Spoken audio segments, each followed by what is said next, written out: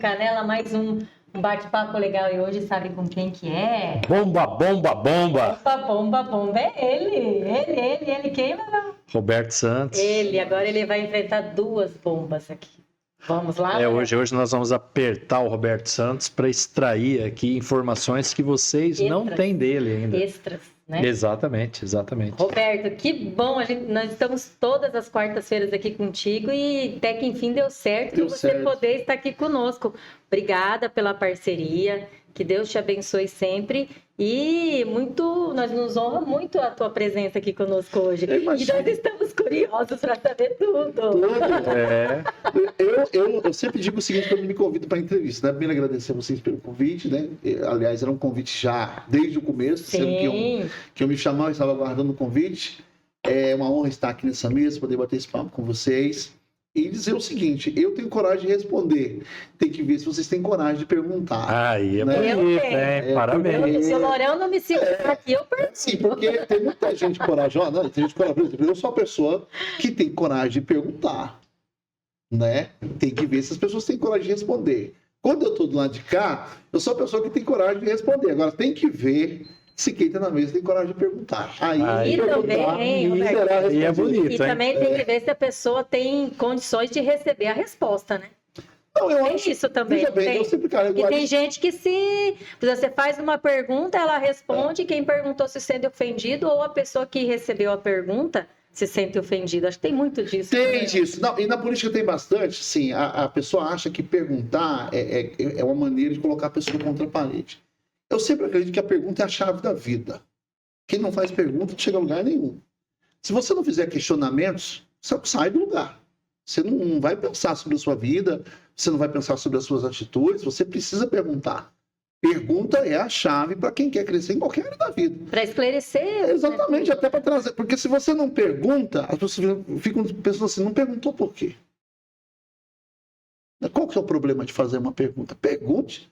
E a pessoa que foi perguntada tem o direito de dizer, eu quero falar sobre esse assunto. E pronto. Né? Eu acho que toda pessoa tem direito de perguntar e toda pessoa tem direito também de não querer responder a pergunta. Claro que quando a pessoa está no público, quando a pessoa está numa função pública, é prefeito, é vereador, eu penso um pouco diferente quando o assunto é político. Acho que o político deve certas satisfações, se pronunciar, né? Certas satisfações sobre o mandato, porque é coisa pública, né? Mas eu acho que perguntar é essencial com tudo. Eu acho que a pessoa que tem medo de fazer pergunta não vai prosperar. Principalmente quem está numa gestão pública, né, em cargo, ela é vitrine. Então, eu acredito assim, quanto mais esclarecimentos tiver, melhor. Quanto mais, eu vejo assim, sabe, Ari e Juscelia, quando você tem medo de pergunta, porque você tem medo do que você tem que responder. Você não está preparado para responder. Eu penso assim, então assim, eu estou aqui à disposição de vocês para perguntar o que quiserem. Então vamos lá. Você não pode perguntar dos seus 92 mil, porque essa é uma fase negra da minha vida. Não, mas nós vamos chegar. É o programa nosso bate-papo. Bem, Ari, você. Nós podíamos fazer aquela pergunta bem tchan para ele, né? Quem é Roberto Santos? Quem é Roberto Santos?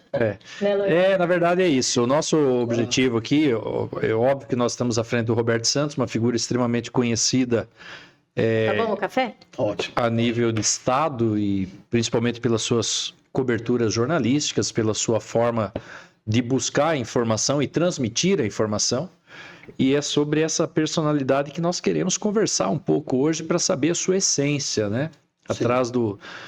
o Roberto, hoje formado um homem, foi uma criança. Sim. Né? Teve a sua origem. Tem sentimentos. Nós queremos saber um pouco disso, né? Para que as pessoas saibam quem é o Roberto Santos, onde você nasceu, sua família, um pouco da história dos seus pais, a sua educação de base. Depois, claro, vem a formação, né? Mas a educação, eu sempre digo que a gente recebe em casa. Conta um pouco para nós desse Roberto, desse ser humano que está aqui hoje, nesse bate-papo com a gente. De onde você veio, onde você nasceu? Abra seu coração. Então, eu sou natural de Fátima do Sul, no Mato Grosso do Sul, né? Ali pertinho de Dourados. Dourados é 40 quilômetros à esquerda daqui para lá. Fátima do Sul, Mato Grosso do Sul, cidade pequena, acho que não deve ter mais de 20 mil habitantes. Um pouco mais do que 15, não lembro agora o número de habitantes. Mas é uma cidade pequena, no interior do Mato Grosso do Sul. Lá, eu morei até com 17 anos de idade. tive toda a minha infância lá. Você nasceu em que ano, Roberto? Nasci em 81. Tenho 44 anos hoje. Mais novo que nós dois. Aí, por que eu vim para Sorriso, né? Eu vim para Sorriso por vários motivos. Primeiro que a gente eu nasci dentro de um ambiente de miséria muito grande. Essa família era extremamente miserável.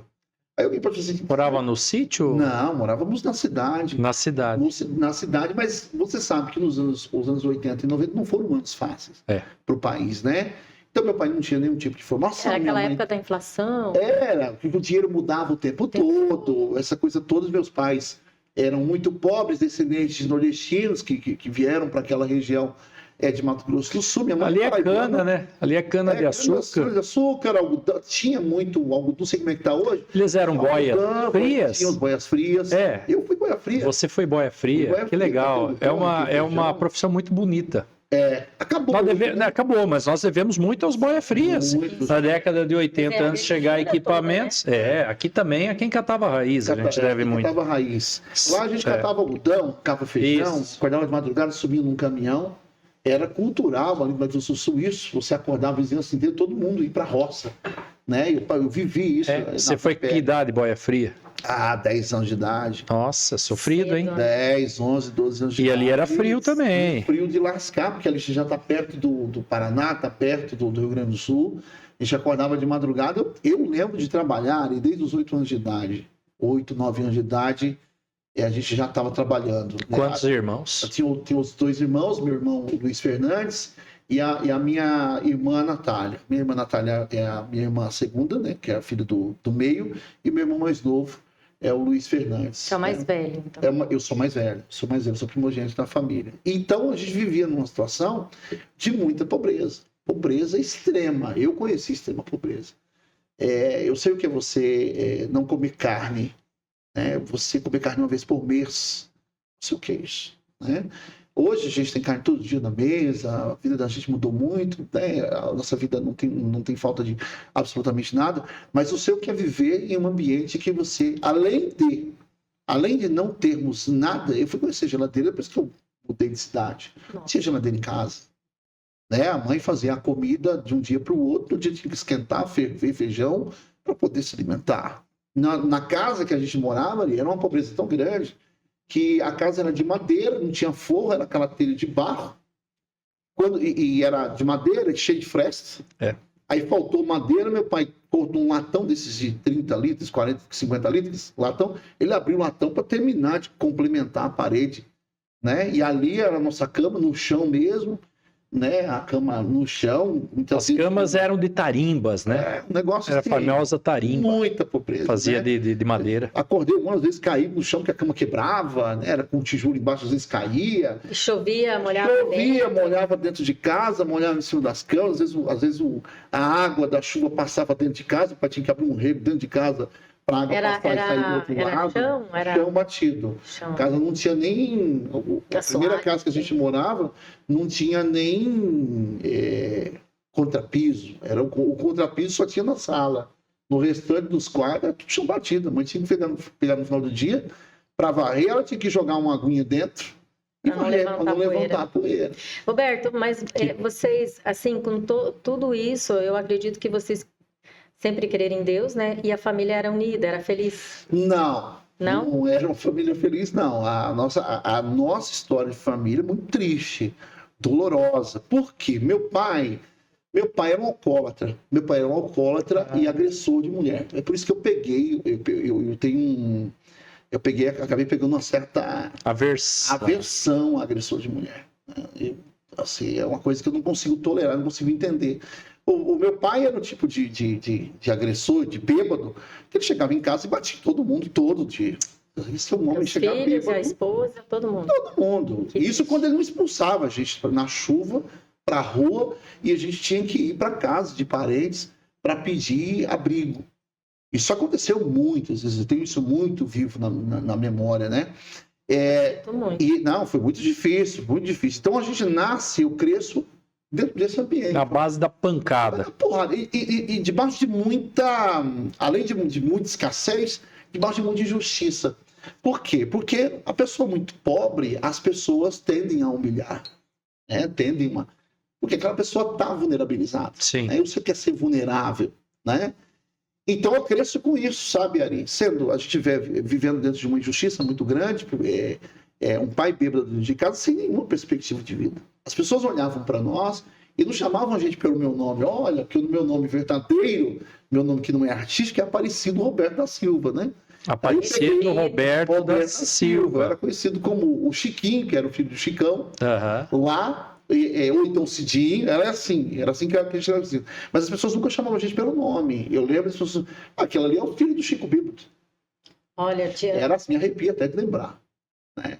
Quem que é isso aí? Você é o filho do Chico Bêbado? Lembra aquele bêbado que tá na rua, que às vezes aparece caído? Aquele que dança nas festas, meu pai quando tinha os comícios, e eu acho que eu comecei na política ali, comecei a prestar atenção na política ali. O meu pai, quando tinha o comício, ele enchia a cara e ele ia dançar nos comícios. Porque tinha os comícios, tinha festa, tinha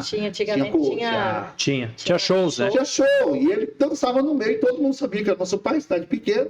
Então, em todo lugar que a gente ia na cidade, era o filho do Chico Bêbado. Então, a gente estava condenado a não ser ninguém. A gente estava condenado a não ter um nome. A gente era constantemente humilhado por outras pessoas que tinham talvez poder aquisitivo maior do que o nosso. Eu vi a minha mãe passar por diversas humilhações. Né? Então, não bastasse a pobreza extrema, a minha mãe foi trabalhar na casa, trabalhar de doméstica. Minha mãe trabalhou mais de 10 anos. Para buscar o sustento. Para poder o sustento, era a minha mãe que sustentava a casa. Ela era que mantinha. Era que mantinha. Vocês, se minha mãe não trabalhasse, a gente tinha passado fome. E às vezes que a gente não tinha nada em casa, a minha mãe ia para a rua pedir, ia para a casa das pessoas pedir alimento para a gente poder ter alimento em casa. Então, e a gente não entendia porque ela malhava dele, né? Esse é um questionamento que eu tentei hoje, outra vez a gente conversa sobre isso, é um assunto até sensível. Por que ela não... Por que não largava do indivíduo? Né? E às vezes que largava, quando via, dava de volta de novo, e naquele ciclo vicioso. Entre os familiares... Eram outros tempos. Hoje tem muito... Entre os familiares, ali, por exemplo, a gente não era bem-vindo em festa de família nenhuma. Né? É um negócio assim, sabe? E era um tempo... Nem convidavam a gente. A mulher, lá. Essa época de 70 e 80, a própria família condenava a mulher ainda. Brincar. Hoje não, mudou muito, né? Hoje o debate é outro. Tá havendo enfrentamento, né? Mas então, eu imagino, sua mãe... Mas foi uma guerreira muito grande. Ela ia trabalhar, ele ficava em casa. Ele ficava em casa, ele estava de ressaca. Ele ficava em casa e quando ela chegava, não apanhava dele ainda. Né? E a gente cresceu nesse ambiente. Aí a gente vai crescendo. E como eu era primogênito, né? Eu era mais velho. Foi chegando um período que a gente já não aguentou mais ver certas coisas. 8 anos você vai para a roça trabalhar para ajudar a sua mãe. Para ajudar a mãe, 9. Uma parte do dinheiro eu ajudava ela, uma parte ficava no meu bolso.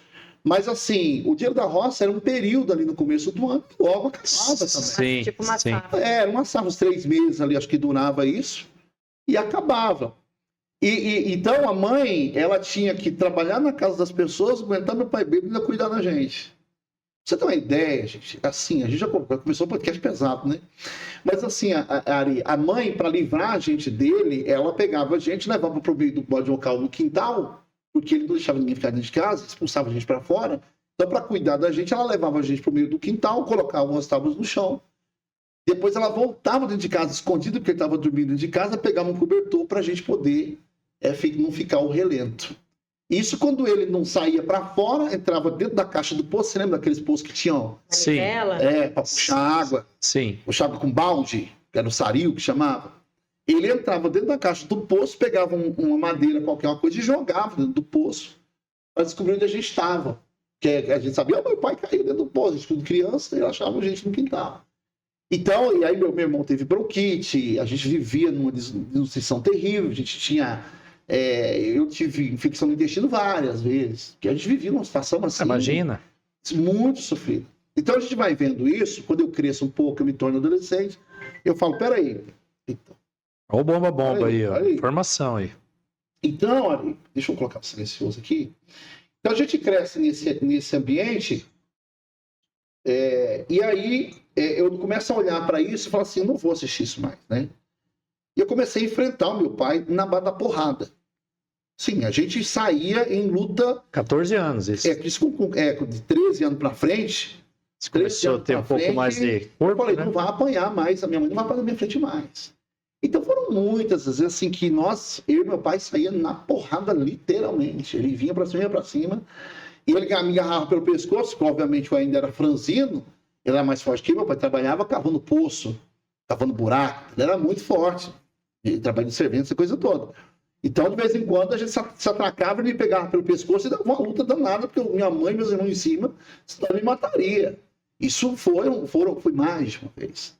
Né? Foi mais uma vez que eu enfrentei o meu pai. Uma vez ela estava no escuro, e aí eu não sei, começaram a brigar, ele agarrou ela no escuro, e eu pulei, saí da cama no escuro e pulei em cima da cama deles no escuro para livrar ela dele. Né? Isso também não foi só uma vez, foram diversas vezes. Eu vi ele bater de martelo na cabeça dela. Nossa Senhora. Ari, era uma coisa assim, além da pobreza, a violência foi uma coisa que a gente vivenciou muito de perto. E eu lembro de muitas vezes pensar assim, cara, será que um dia a gente vai conseguir sair dessa? Parece que não tinha fim. São eternos, são dias eternos. São dias que não acabam. A gente escutava ele chegando da rua, cantando bêbado na rua, eu falei, hoje a noite vai ser longa. Né? E ele tratava todo mundo bem na rua, mas em casa era um demônio. E foram muitas vezes que chamava a polícia, e o que acontecia? Prendia ele uma noite, outro dia estava solto, ele saiu muitas vezes da cadeia, da delegacia, para o bar direto. E quando a polícia chegava, sabe o que ele falava? Ô, sargento chegou, Tereza, que é o nome da minha mãe, Tereza, faz café pro sargento aí. Ficava bonzinho quando a polícia chegava lá, e a polícia pensava assim, gente... Quem é? Como assim o pessoal está denunciando? Que o povo ligava para a polícia, né? E aí não bastasse isso, tinha alguns vizinhos que, mesmo a gente vivendo nesse tipo de coisa, ao invés de lavavam as mãos. Não só lavavam as mãos, como contribuíam. Tinha vizinho que jogava pedra em cima da nossa casa. Para ver o inferno, para ver ele gritar, para ver. Isso aconteceu muitas vezes, né? Quanto tempo durou isso? Olha, isso durou mais de 10 anos, que com 17, com 16 anos a gente já estava saindo na porrada, então uns 16 anos, 16 para 17 anos tranquilo. Aí você saiu de casa? Eu saí de casa com 17 anos. E foi assim, resolveu sair de casa? Foi assim. Você estava estudando já. A escola eu larguei, né? Com 15, 14 anos eu não tinha aptidão, não queria... Emocionalmente eu estava destruído. Você tinha tudo para virar um bandido. Não. Ali eu falo assim, eu tive todo tipo de oportunidade de fazer coisa errada na vida. Porque uma pessoa, um jovem numa vida dessa, numa família dessa, tem tudo para dar errado. Sim. Mas eu tive uma base muito boa, que era a minha mãe, e a minha mãe sempre me ensinou o caminho correto das coisas. Eu nunca tive referência com meu pai. Eu tive uma referência com o pai depois dos 17 anos, né? Meu pai, tristemente, digo isso, não digo isso com orgulho. Meu pai não foi uma referência para mim, né? Mas, por outro lado, também não dá para culpar ele. Se eu sou uma pessoa forte, eu tenho que agradecer a ele, apesar de tudo. Porque ele me fez um homem forte, ele me fez um homem sem frescura, ele me fez um homem que encara o mundo de frente, que não baixa a cabeça para nada, né? Eu passei por muita coisa difícil na vida. E aí, com 16 anos, eu entro para trabalhar numa padaria. Estou lá trabalhando de garçom. Foi a primeira vez que eu ganhei um salário mínimo. Eu lembro até hoje que foi um acontecimento na minha vida. Comecei a trabalhar nessa lanchonete, e antes de trabalhar na lanchonete, eu tinha trabalhado numa empresa chamada Eletrofátima. Foi a primeira oportunidade de emprego que eu tive. Eu trabalhava ali com o Mané, que foi o primeiro cara... Você tinha quantos anos? 15 anos de idade. E aí eu fui trabalhar com parte elétrica, de eletricista com ele. Aí ele veio para Sorriso. Ele largou lá a empresa, vendeu tudo e veio para cá. 2 anos depois, que eu já estava na lanchonete, eu encontro ele lá no balcão da lanchonete. E aí conversamos rapidamente. E eu não sei. Que era o nome dele? Manuel Eletricista. Não sei se você conhece. Manuel, sim. Manuel Eletricista. Trabalhou muito tempo na ele atendia pela Eletrocenter. Eletrocenter, Era ali que ele pegava o serviço. Minha referência de pai é o Manuel hoje. Tudo que eu faço, os meus filhos, na minha casa, eu aprendi com esse cara. Ele tá por Sorriso? Ele tá aqui. Tá aqui, tá ele ali, é pioneiro, tá ele é pioneiro. Né? Ele chegou aqui em 97, eu acho, 90 e alguma coisa. E 3 anos depois eu vim com ele para cá. Mas como é que foi? Ele chegou na lanchonete, conversamos, e aí eu senti assim que ele ia me chamar para vir para cá. E eu vi nisso uma oportunidade de sair daquela cidade. Né? Falei, mãe, é o seguinte, se o Mané, porque todo mundo chama ele de Mané, se o Mané me chamar para ir para essa cidade, para o Sorriso, eu vou. Eu não quero gastar meu barril, não. Mas a mãe achava que era perto, né? Sabia que era 1.500, 1.400, 1.500 quilômetros de lá. Não, tudo bem, vai. Aí o Mané me chamou, falou, você quer ir para lá? Isso era 99. Ele conhecia a tua história. Conhecia, Mané me conhecia. Eu trabalhei com ele lá e tal. E vim para cá para aprender a mexer com eletricidade. Eu já sabia um pouco, já tinha uma noção porque tinha trabalhado lá e vim para cá. Quando eu chego em Sorriso, eu tenho contato com um mundo de prosperidade, né? Com um mundo que eu nunca tinha visto. Teu pai estava vivo ainda. Vivo. Meu pai veio para cá depois. Mas seu pai e a sua mãe lá, hein? Ficaram lá. Ele já estava menos agressivo? Nada, a mesma coisa. Eita. Meu pai viveu a vida toda, né? Ele só parou quando ele veio para cá um tempo, aí depois parou porque adoeceu e por aí vai. Tá. Mas aí eu vim para cá, comecei a trabalhar e aí tive contato com um mundo de prosperidade. Um mundo que eu nunca tinha visto. Eu nunca tinha visto fartura, eu não sabia o que era isso. E aí fui morar na casa do Mané e aí eu fui ter contato com o que era família. Né? Uma família funcional, onde o cara chega em casa, a esposa está esperando ele com um café ou com uma cerveja na mesa para eles comerem alguma coisa no fim da tarde, ele levou os filhos para a lanchonete, tudo que o Mané fazia com os filhos, eu faço hoje. E eu só fui prestar atenção nisso depois.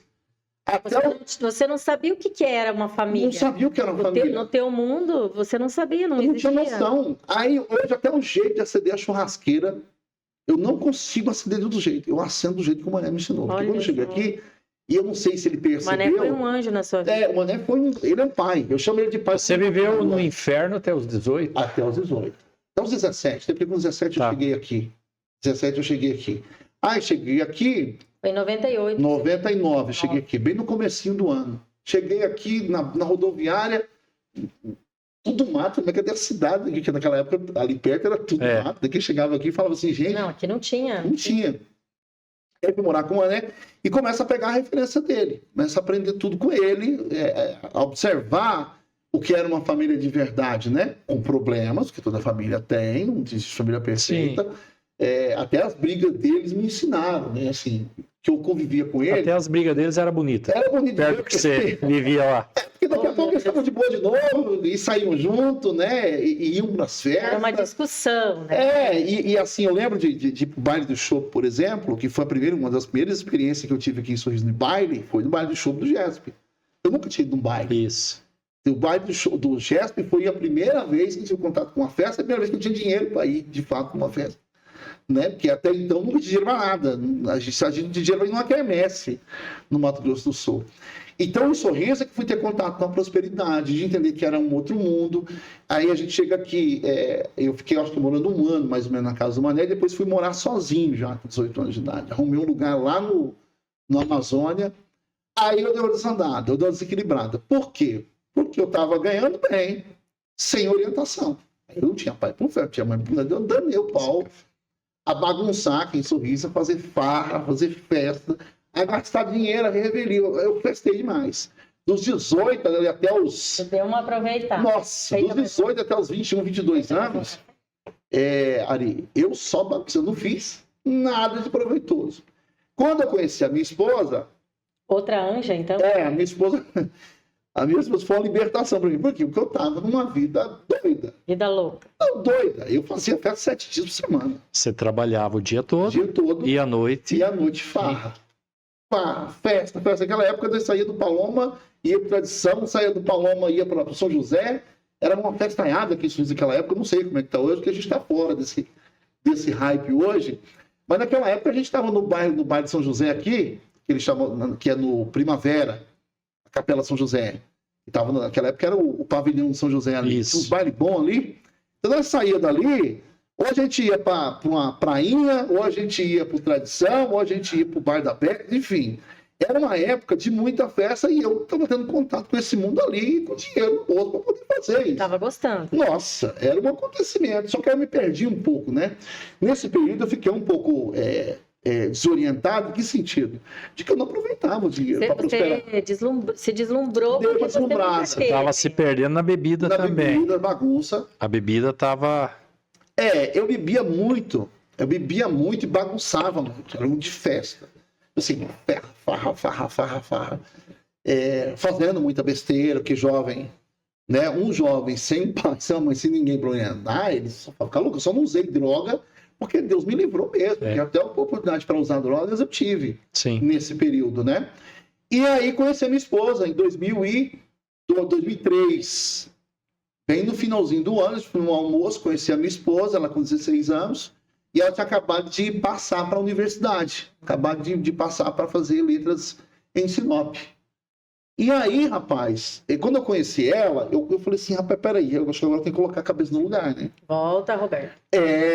Colocar a cabeça no lugar, porque é uma moça de família, e tal, e com futuro, né? E com futuro, porque até então eu me envolvi com o que tinha de pior na cidade, eu estava envolvido.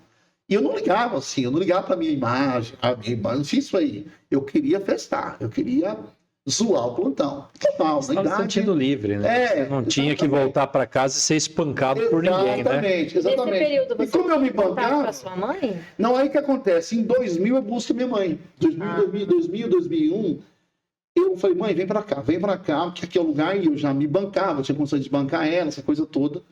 Ela vem. Quando eu chego na rodoviária, quem que tá junto com ela? Seu pai. Meu pai. Isso se separado quando eu vim embora. Quando eu chego na rodoviária, meu pai tá junto. Eita, casa cai. Não, aí, Ari, assim, eu confesso pra você que eu fiquei sem chão. Falei, cara, o que a mãe quer que são? Não é possível. Viemos, trouxemos meu pai, eles vieram morar comigo daí, porque daí eu bancava a casa, tinha que ser as tuas seus irmãos, ser as minhas regras. Seus irmãos também? Meus irmãos também. Meu irmão tinha trazido um pouco antes, que em 2000 tinha trazido meu irmão, em 2001 trouxe a minha mãe. Aí eu já bancava a família sozinho, essa coisa, então eu ganhava muito bem, porque naquela época de Sorriso tinha muita obra. Sim. E o preço aqui para fazer as coisas era muito caro. Se você trocar uma tomada naquela época, 50, 100 reais para trocar uma tomada. Não tinha mão de obra. Era um absurdo, assim. Hoje eu não sei como é que tá. Já não tinha mão de obra. Era escasso de mão de obra. Mas hoje também tá assim. Mas aí o que acontece? Quando o pai vem morar com a gente, eu deixei claro que agora quem mandava sou eu. Um belo dia, eu estava no Tradição. E aí foram atrás de mim no Tradição. Eu estava até com a namorada lá. Eu tinha uma namorada lá. E falou, seu pai tá agredindo sua mãe em casa. Rapaz, eu voltei para casa, saí da festa e fui em casa. No que eu cheguei lá, já estava aquele salseiro, né? Aquele salseiro. E ele veio pro meu lado, eu já joguei ele no chão, porque aí eu já tinha 18 anos, amigo. Você já tinha força, né? No que eu joguei ele no chão, assim, eu peguei um banco, assim, que caiu com a eu peguei o banco que ia dar na cabeça dele, a mãe entrou na frente. Falei, sai na frente, você não vai fazer besteira na sua vida. E aquele dia, se a mãe... Você teria eliminado. Eu acabava com a minha vida ali, sabe? A dele e a tua. E a mãe entrou na frente e eu não fiz. E aí, no outro dia, a cabeça me sentiu e falou, quem manda aqui sou eu. Quem manda aqui sou eu. Mas mesmo assim, toda vez que eu chegava com os colegas da farra, ele queria dar piti. Mas ele estava na minha casa. Então, meu pai, tivemos uma situação conflituosa, até beirando a morte dele. Ele teve um pouco de orgulho quando eu voltei da minha formação em Barra do Garça. Ele viu, meu filho agora é formado, é jornalista, coisa toda. Mas até ali, até eu ir embora de novo, porque eu fui embora de novo, né? Porque o que acontece? Eu conheci a minha esposa, nos apaixonamos e tal, e ela ia embora para o Sinop. Eu falei, vamos junto, eu vou junto com você. E aí fomos, tivemos um constrangimento danado, porque ela era muito nova. E aí eu fui para Sinop para tentar arrumar emprego em Sinop. Fomos juntos para lá. Cheguei lá com aquela cara de pau na casa. Mas quanto tempo mais nova? Ela é 6 anos mais nova que eu. Mas não é tanto. Mas para aquela época eu tinha 22, se ela 16 ela é de menor. Ela é de menor. Menina de tudo. 16 a mãe dela tem que assinar pra gente casar. Entendeu? Aí quando eu chego na casa do sogro, e a gente brinca com isso até hoje. E aí eu falei, é o seguinte, não vamos dormir junto, porque não vai dar certo isso aí. Vai pra tua cama, eu durmo aqui na sala.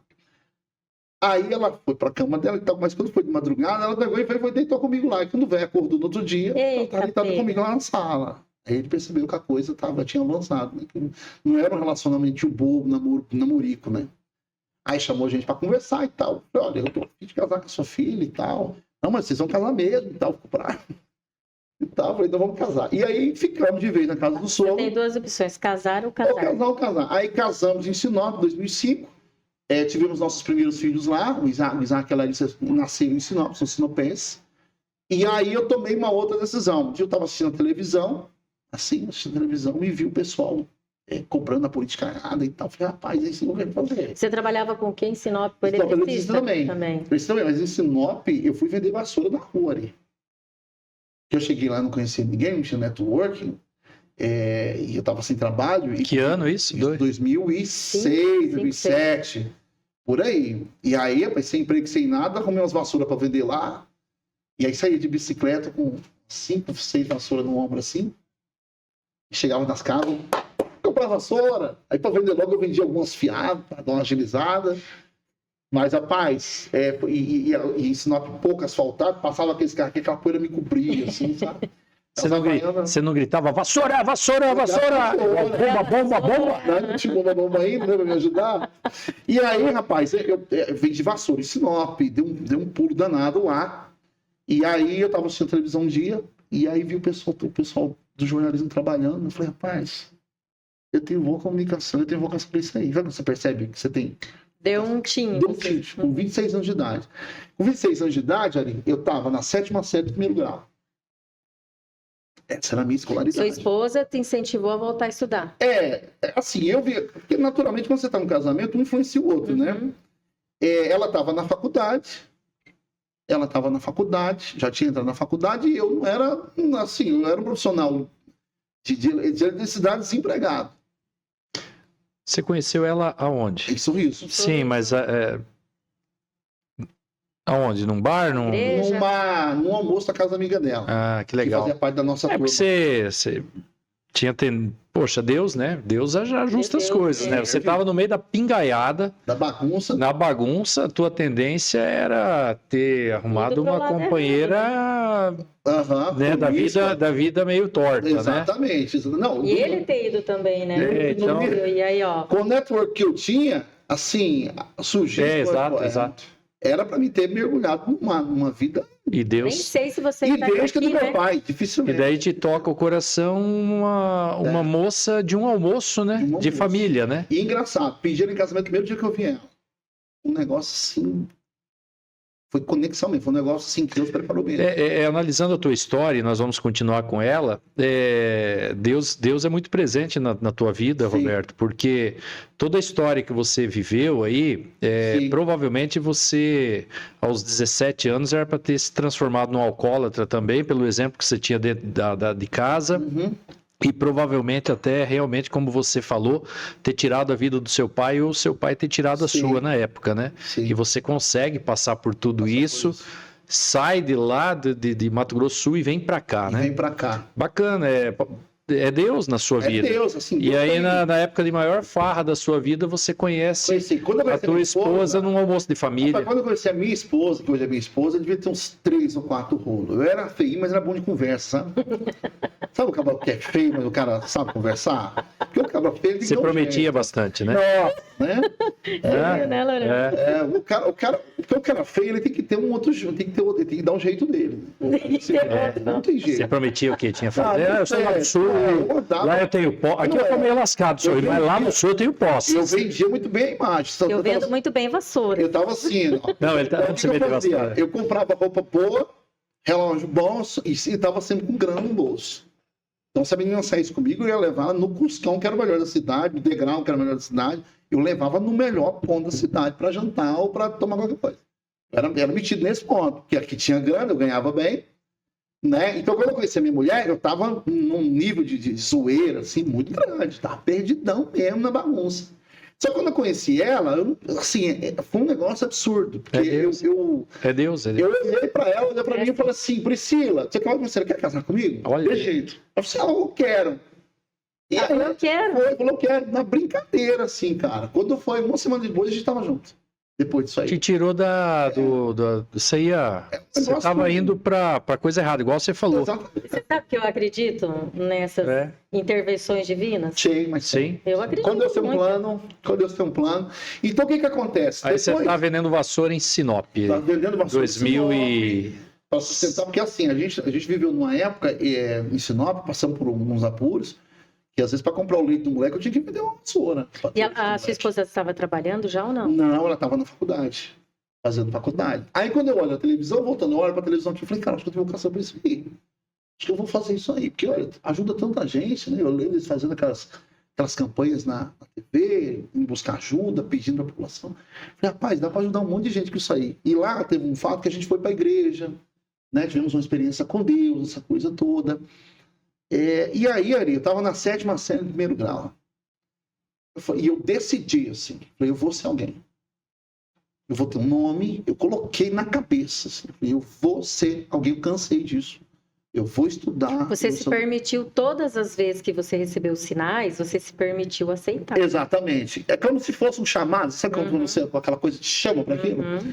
E aí eu peguei e comecei e voltei a estudar. Na 7ª série do 1º grau. Voltei a estudar, comecei a fazer provão e tal.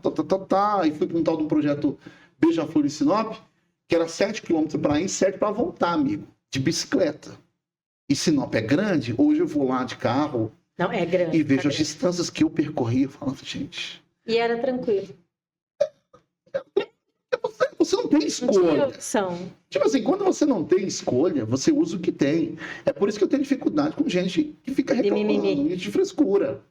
Dá o seu jeito. Não tem carro, vai de moto. Não tem de moto, vai de bicicleta. Se vai a pé. Vai a pé.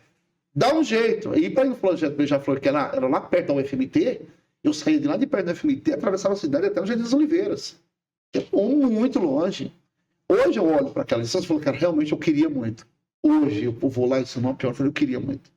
E aí eu ia de bicicleta para ir, ia de bicicleta à noite para estudar, voltava. E nisso eu trabalhava no centro, era 5 km para ir, eu fazia 20 km para ir para voltar. Indo e voltando do trabalho, à noite mais 7 para ir, 7 para voltar. De bicicleta. 34 quilômetros por dia. Por dia. Chegava na escola cansado e estava, às vezes, o olho pesado, às vezes, que eu, nessa época, eu trabalhava na iluminação pública lá de Sinop. Trabalhava consertando luminária da rua, da rua. Então, subi e descia a porta o dia inteiro, à noite ia para a escola. E eu falei, eu quero, vou fazer, eu vou ser jornalista, eu vou me formar, Até que chegou no último ano do ensino médio, terminando o ensino médio, o professor olhou para mim e falou assim, se você estudar, você vai ter futuro. Continue estudando. E aí eu terminei a escola, falei, agora eu vou fazer a FACENOP, que é aquela época, que assim, seus sonhos você vai crescendo de acordo com as suas possibilidades, conforme a coisa vai, você tem que fazer o que tem na mão no momento, né? A FACENOP era uma faculdade bem pequenininha, e eu falei, vou fazer faculdade aí. A faculdade fechou. Logo depois, eu chorei assim ali, sentado na mesa. Ah, caramba. Eu chorei assim, falei, meu Deus, né? Como que acontece uma coisa dessa? Fechou a FACENOP. Daí a minha esposa falou assim, não, faz o Enem. Eu falei, vamos fazer o Enem, vamos para onde, moço? Vamos ter que ir embora daí, né? Tá, não, mas vamos fazer. Fui lá, fechei fiz o Enem. Na hora de puxar a vaga, amigo, eu tinha tirado 538. Eu não fiz o ensino médio de direito. Né? Eu parei na 7ª série, fiquei 10 anos, quase 10 anos fora da escola. E aí eu era o número 650 e 45 vagas. Você tem noção? Para entrar na Universidade Federal de Mato Grosso. 650, tinha 605 na tua frente. Eu era 650 e tinha 45 vagas. Não. Aí, Ari, eu creio muito em Deus. Né? Eu creio muito em Deus e sabia que eu não tinha tomado aquela decisão por mim mesmo. Né? Eu sabia que eu ia ajudar muita gente, que ia contribuir com muita gente. Um dia eu fui para uma vigília falar com Deus e na oração Deus falou comigo bem assim, filho, pede o que você quiser que eu te dou até as nações. E eu ouvi claramente a voz de Deus ali. Ele falou, pai, eu falei assim, pai, eu não quero as nações, é muita coisa, muita coisa. Eu podia ter aceitado, né? Eu penso que podia ter aceitado uma coisa maior, mas Deus conhecia meu coração. Deus, eu só quero a vaga lá na faculdade, porque é impossível entrar. E eu sei que se eu entrar, vai ser por um milagre. E aí, saí daquela oração com a certeza que Deus tinha me dado aquilo. E comecei a falar para todo mundo. E você sabe, quando você sonha muito grande, quem está em volta e não está na mesma vibe que você, fala que é doido. 650, eu trabalhava... E é engraçado, né? Porque Deus vai te guiando no sonho. Eu comecei a trabalhar de eletricista da UFMT, em Sinop. Aí eu comecei a estudar, o Beija-Flor era lá perto. Depois o Beija-Flor foi para dentro da UFMT, que era para concluir o ensino médio. E depois eu troquei de emprego e fui trabalhar de eletricista da UFMT. E todo dia eu ficava olhando aquele monte de universitário. Eu vou entrar. E é que você ficou emanando para o universo. Exatamente. Quando eu já estava dentro da universidade, como funcionário da universidade, cara. como funcionário da universidade. Aí, Em Sinop. em Sinop. E aí, eu comecei a falar para todo mundo que eu ia entrar na universidade. Falei, gente, Deus falou comigo, vocês não estão entendendo, não. Deus falou que eu vou entrar. E foi indo. Aí, o que acontece? Foi chegando, a minha esposa falou assim, não, moço, porque faz farmácia, faz alguma coisa aqui mesmo. Eu falei, não, se é para mim entrar, eu vou fazer jornalismo. É minha área, é o que eu quero fazer. Não vou fazer uma coisa só para dizer que eu tenho faculdade. Aí a gente ficou nesse impasse, porque ela não queria mudar de cidade. Ficamos nesse impasse. E aí foi descendo, 650, 600, 550, foi descendo. Eu não lembro agora em que número que estava, que nós começamos a discutir muito sobre isso, que a gente tinha mudado, a gente tinha acabado de começar a construir nossa casa. A gente tinha feito projeto, tinha feito o alicerce da casa que a gente ia construir, ela tinha pego os direitos trabalhistas dela para a gente fazer aquilo. E aí eu quero essa ideia, só tem Barra do Garças. É o único lugar. E aí Deus começou a me mostrar que ia me colocar lá. E até com um versículo bíblico, Deus falou, um dia Deus falou assim, vai lá agora, eu estava em casa. Deus foi, vai lá agora e lê Deuteronômio 8:7. Eu não sabia que estava escrito Deuteronômio 8:7. Você ouviu uma voz? Ouvi claramente no meu coração. Que coisa. Vai lá e lê agora Deuteronômio 8:7. Eis que eu te faço entrar em uma boa terra, terra de mananciais de águas profundos que saem dos vales e das montanhas. E ela? Eu fiquei arrepiado só de lembrar, gente. Falei para minha esposa, Deus falou comigo de novo. Se eu colocar meu nome na lista de espera, eu vou entrar. Aí ficamos nesse passe. E ela não queria de jeito nenhum. Não, vamos embora, tal. Aí Deus veio falar comigo de novo. Deus falou assim, vá para sua esposa agora e diga que você vai desistir. Eu falei assim, mas se eu falar um negócio, você vai morrer de rir. Tudo que ela quer, diga para ela que você vai desistir. Que daí ela foi e falou, não vai. Não, escuta. Eu falei, isso Porque ela... Deus conhece isso. Deus conhece. Falei assim, Deus, mas isso é muito arriscado. Isso aí é muito arriscado. Vai lá pedir. Vai lá e contraria agora a sua mulher. Deus falou, eu que criei, eu sei. Aí, Senhor, vai contraria. Aí, e ela vai... Cheguei na minha esposa e falei assim, filho, é o seguinte, contra a sua vontade eu não posso ir. Se você não compra o negócio comigo, não dá, vai ter que ficar por aqui. Então eu vou desistir dessa vaga, não vou fazer faculdade. Já falou, agora você não vai desistir. Não, escuta. Escuta aí. Aí passou. Falei e saí de perto. E eu vou concordar com você, meu amor. Como assim? Eu vou decidir. Não. Agora não. Não, cara, Deus conhece, né? Deus conhece. Falei. Deus falou Deus gosta disso. Deus gosta de sorriso, de felicidade.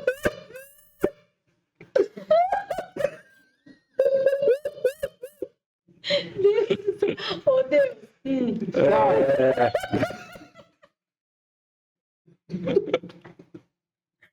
E ela? Você falou, não vou mais. Eu não vou mais. Eu tô desistindo. Não vou ficar aqui brigando com você com esse negócio mais. Já que você não quer, não tem concordância entre a gente, quer casar. E você tá certa, meu amor. E pronto. Tá tudo E certo. ela falou, não, eu não tô. Não, aí escuta. Você falou, não, você tá. Não. Ela me deu razão, não. Ela não me deu razão, não. Olha o que ela fez. Minha esposa. Ai, ai. Passou, ela pensou, ficou aquele climão em casa, né? Obviamente. Porque quando você tem certeza de uma coisa, você tem certeza daquilo que acabou. Sim. Ninguém tira aquilo de você. Por isso que Deus falou com você. Eu sou assim, se Deus falar um negócio pra mim, eu creio cegamente. Acabou. Eu sabia que eu ia entrar. Deus é fiel. Eu sabia que eu ia entrar. Eu falava pra igreja, eu falava na igreja, eu falava no trabalho. Eu falava, gente, Deus vai me colocar lá. Vocês não estão entendendo. Deus já me deu a vaga. Não é que... Deus já me deu. E aí, minha esposa foi pra lá, foi pra cá. Aí ela, vem cá. Vamos fazer o seguinte. Vamos fazer aqui, dar uma proposta pra você, minha esposa. Se você entrar, a gente vai. Bom, se você entrar, a gente vai. Eu falei, então faz o seguinte, filha. Prepara as malas. Ela também não foi assim, vou contrariar de cara. Ela tem um charme. Exatamente. Se você entrar, a gente vai. Então faz as malas, porque eu vou entrar. Passou, foi passando e foi caindo. Meu nome foi descendo. As pessoas foram desistindo das vagas. Foi.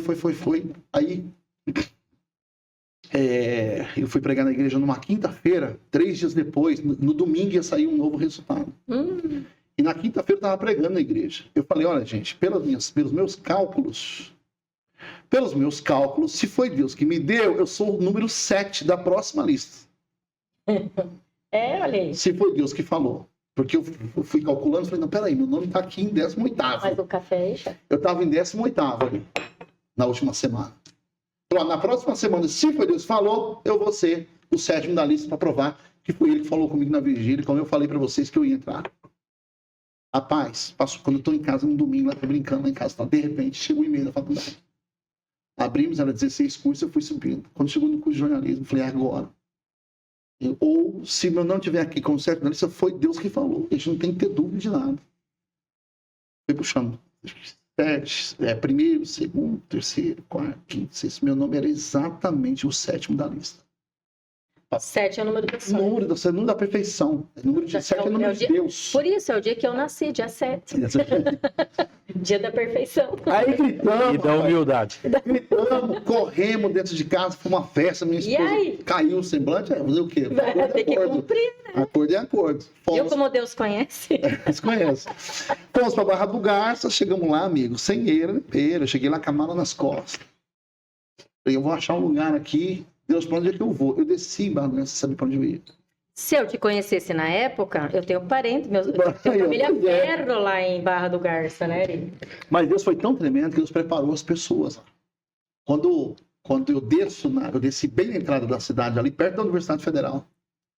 Falei, Deus, para onde que eu vou agora? Aí eu olhei assim, Pousada Novo Horizonte. É aquela pousada que eu nem ia. Você tem que estar conectado ao céu para você entender o céu. Você tem que estar conectado. E aí, quando eu chego na pousada, qual era o nome da dona da pousada Novo Horizonte? Como? Não, imagine. Salete? Dona Deusa. Dona Deusa. Ah? Dona Deusa. Era assim que chamavam ela. Dona Deusa. Dona Deusa na pousada Novo Horizonte. Essa mulher ali, Ele está falando em conexão divina. Divina, de Deus preparar. Eu imaginei que fosse o nome da sua mãe. E Deus preparou de tal maneira que essa senhora, quando eu fiquei sem dinheiro para comer lá, que significa uma fase que eu não tinha dinheiro nem para pagar a pousada, ela falou, fique em paz, me ajuda aqui na pousada de algumas coisas, fique em paz, que comida você não vai ficar não. Meu Deus. Nesse nível a coisa. Você é o escolhido. Não, gente, eu vou falar para vocês, assim, foram muitas as coisas que entraram pro caminho para me desistir. Eu acho que quando você é forjado na batalha igual eu fui, você desistir não era uma opção. E aí, ali, em Barra do Garça, começou a minha batalha, né? Desempregado, sem conhecer ninguém. E eu ia toda noite, desempregado, à noite na Universidade Federal do Mato Grosso. Aqueles riquinhos tudo lá, e eu lá, com a minha mochilinha. Comecei o curso. Aí, um ano depois, mais ou menos, eu acho que era um ano mais ou menos depois, eu tomei um choque num poste lá, caí de um poste. Quase morri eletrocutado, bati as costas no chão, fui levado para o hospital às pressas pelo corpo de bombeiro.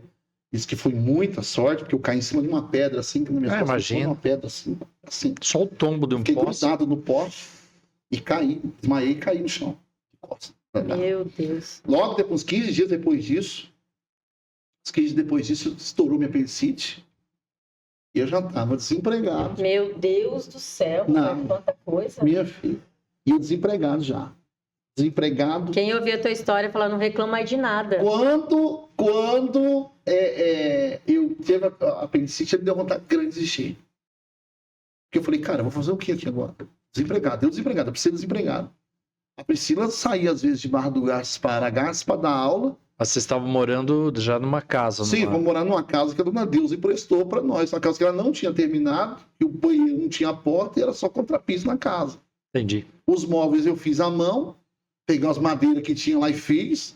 O computador eu coloquei numa mesa que eu fiz, coloquei a mesa no canto, assim, com os pregos que deu para fazer. Você, esposa e filhos já? Eu, esposa e as duas crianças, na época, o Isaac e a Larissa. O Isaac era vivo ainda na época. Aí, rapaz, gente, é muito engraçado. Quando eu estouro a apendicite, eu falei assim, gente, agora, o que eu faço? Eu pensei assim, bom, foi Deus que me colocou aqui. Deus sabia que ia acontecer tudo isso. Se eu desistir agora, eu vou deixar de ver o que Deus tem para mim para frente. E tem isso. Não é porque Deus te deu uma coisa que agora vai ser fácil. Que o caminho vai ser árduo. Às vezes, quando Deus te dá uma coisa, você tem que entender que dentro do que Ele te deu, você tem que estar disposto a pagar o preço para chegar no final daquilo. Que é uma estrada. Né? Eu queria realizar meu sonho me tornar jornalista, ajudar as pessoas. Então tinha uma estrada para isso, tinha um caminho para isso. E você tem que estar disposto a trilhar. E eu vejo que muitas pessoas, elas não querem trilhar esse caminho, a gente tem que querer trilhar. Quer encurtar o caminho, né? Não adianta, se você tem um sonho, ande até conquistar. Não vai ser fácil, não vai, sabe? Deus não vai simplesmente tirar as pedras do caminho, porque são as pedras que tornam você forte, são as pedras que tornam você resistente, né? Não tem como. E aí, Ari, quando acontece aquilo, eu falei, bom, eu vou ter que baixar minha bolinha e pedir ajuda. Liguei pro meu irmão aqui e falei, filhinho, é o seguinte, eu preciso fazer compra, filho, em casa. Eu tô operado. Tá, quanto você precisa? Me dá tanto. Eu achei que R$400 na época. Inclusive, ele foi alvo de crítica de familiares na época, porque me mandou esse dinheiro. As pessoas, você não pode se enganar achando que as pessoas querem que você realize seus sonhos. As pessoas não querem. E tinha de gente contra quando eu fui para a universidade, foi uma grandeza. Era muita gente contra. Muita. E aí ele me mandou essa grana, eu dei uma respirada e bola para frente de novo. Pouco tempo depois eu fui trabalhar de graça numa rádio. Pouca gente sabe disso. Para aprender, eu fui trabalhar de graça numa rádio. Eu só queria oportunidade. Cheguei pro dono da rádio, o padre Alberto, eu era um padre, dono da rádio. Falei, eu só quero oportunidade, filho. Eu uso a minha moto, né, porque eu já tinha uma motinha, coloco a gasolina do meu bolso, eu só quero entrar pro meio. E era muito engraçado, porque, como era uma rádio pequena, os jornalistas da cidade, eles não me viam como jornalista, né? Eles me tiravam das rodas de conversa dos jornalistas, essa coisa toda, sabe?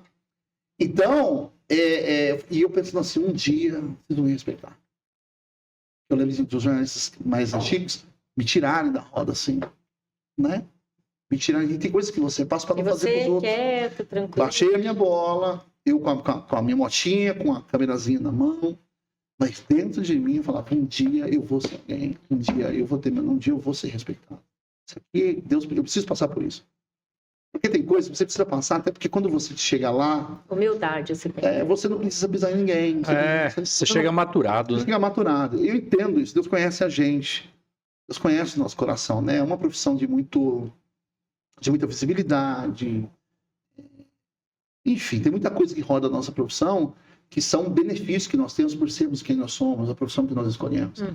Então, quando isso acontece, eu falo assim, não, Deus está comigo. E continuei. Eu fui ser plantonista de uma TV, aí surgiu a oportunidade de ser plantonista da Band, lá de Barra do Garça, eu fui ser plantonista. E aí eu arregacei, cara. Eu entrei assim na TV, mas arregaçando. Assim. E contei com um pouco de sorte também. Porque nessas horas, Deus vier com o seu lado, eu acabei fazendo algumas matérias que repercutiram muito no estado todo. Acabei contando, Deus foi muito assim, bom comigo nesse sentido. Você entrou com muita vontade de dar certo. Eu queria dar certo. Então, o que acontece? Chegou uma hora que na Band, na hora de contratar um jornalista, não contrataram uma pessoa e não me contrataram. Eu falei, não, vou sair. Cheguei no dono, que era o antigo prefeito lá, Roberto Farias. Eu tô saindo da TV. Eu falei, por quê? Porque eu sei que eu nasci para esse negócio.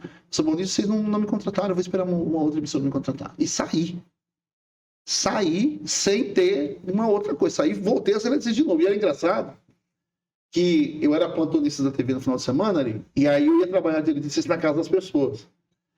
E lá, naquela época, pelo menos a TV local era muito assistida. A Band era mais assistida. Eu chegava na casa das pessoas, essa pessoa ficava olhando para mim assim, eu consertando a tomada. E você? Vi você em algum lugar, né? Eu só tenho uma ideia de que quem trabalha na TV... Acho que eu te conheço. Que quem trabalha na TV é rico, quem trabalha na TV tá abafando e tal. E aí era engraçado chegar na casa das pessoas e falar assim, mas você conhece de algum lugar? Não? Eu falei, não sei. Eu sou irmão gêmeo dele. Eu trabalhei aí uns tempos na TV e tal. Só que aí passou, né? Passou e eu continuei trabalhando de eletricista e tal, já estava mais enturmado lá em Barra do Garça, continuando na faculdade e tal. E eu só sei, cara, que de uma hora para outra, assim, de uma hora para outra para quem olha de fora, né? Pra gente, não. Eu só sei que, de repente, eu estava em casa, recebi a ligação da diretora da Record lá. Ela falou assim, você quer vir tirar uma férias? Que ela era diretora da Record e da Rede TV, do grupo do Hélio Fagundes lá. Você quer vir tirar as férias de um rapaz aqui, 30 dias aqui na Rede TV? Eu falei, quero. Apresentação, né? Era repórter de rua. Repórter de rua de TV. Falei, quero. Eu saí de casa e vi a minha esposa. Essa vaga aqui, eu entro e não saio mais. Mas não deu outra. Porque daí eu vinha com a bagagem da faculdade e comecei a fazer um jornalismo diferente. Trabalhei, cara. Trabalhei. Sei que quando eu vi, eu trabalhava numa TV, na Rede TV de manhã, trabalhava na Record à tarde, escrevi para 2 sites de notícia. Assim, ó. Que legal. Quando eu vi, tinha explodido. E demorou a perceber. E daí quando que você veio para Sorriso? Aí o que acontece? Quando eu entrei nesse ritmo de vida, eu trabalhava na Rede TV de manhã, na Record à tarde e ia para a faculdade à noite. Era assim o ritmo de vida. E plantão todo final de semana, que daí eu pegava plantão da Rede TV aqui e plantão da Record lá. Eram plantões diferentes. Então, assim, em casa eu era um visitante. Era um visitante. Um visitante. Então, eu trabalhei demais, assim. Aproveitei demais aquela oportunidade. Quando eu terminei a faculdade em 2014, a gente não viu mais sentido de continuar você lá. ainda fazia a faculdade. Fazia a faculdade. Né? Você esperou terminar a faculdade lá. Porque assim, eu estourei dentro da faculdade. Eu não esperei terminar a faculdade. Eu fui para cima com pouca experiência mesmo. Comecei, fui aprender com quem já estava lá e tal. E aí, quando Foi estagiando já. Aí o que aconteceu comigo? Eu precisei uma coisa de doido ali. Eu saí do lixo pro luxo de uma hora para outra. Porque eu estava numa casa que tinha... só tinha o contrapiso, não tinha porta não tinha porta no banheiro. Quando eu vi, eu estava numa casa top pra caramba, bem arrumada a casa, compramos os móveis novos todos de uma vez. Todos de uma vez. Nós abrimos a porta, nós abrimos os móveis à vista, todos de uma vez. Aí eu fiquei uns dias, assim, dentro de casa. O que estava acontecendo? O que estava acontecendo? Que loucura, né? Gente, que loucura é essa? Você estava assustado. Televisão nova, sofá novo, tudo arrumado. Assim, casa... Um brinco. Aí eu terminei a faculdade, né? Trabalhei na Rádio Continental lá também e tal. Tive outras oportunidades e tal. Quando terminou a faculdade, a gente resolveu voltar para cá. Porque a gente entendia que a gente tinha um plano com Deus aqui, com a nossa vida aqui na igreja. Que na época eu assumi a igreja aqui uns 4 anos. Eu fiquei Você foi pastor? Fui pastor aqui. Eu trabalhei Qual igreja? Eu não era pastor ordenado, né? Sorriso? Qual igreja? A Igreja Metodista Wesleyana. Está lá até hoje. A igreja começou, era bem pequenininha, assim. Você ainda participa dessa igreja? Não, hoje eu estou aqui na Igreja Batista Nacional. Ah, na Igreja Batista. A gente mudou para cá.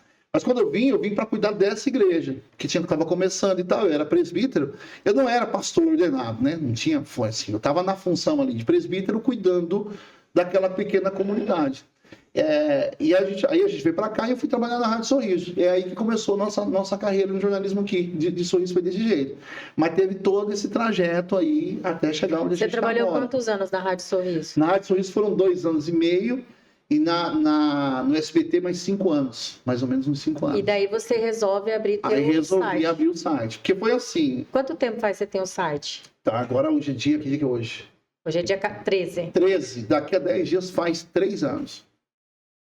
Faz 3 anos que a gente abriu. E debaixo de uma coisa assim... Chega uma hora... Eu sou muito grato ao Grupo Plínio Ficanha. Muito grato. Sim. Porque... ali eu tive grandes oportunidades, né? Na Rádio Sorriso, no SBT. Mas chega uma hora que você precisa pensar maior. Você precisa pensar grande com a sua vida. Se você quiser crescer, você precisa se arriscar. Eu sabia que empreender era um risco, mas eu sabia que eu tinha potencial para isso, sabia que eu tinha condições.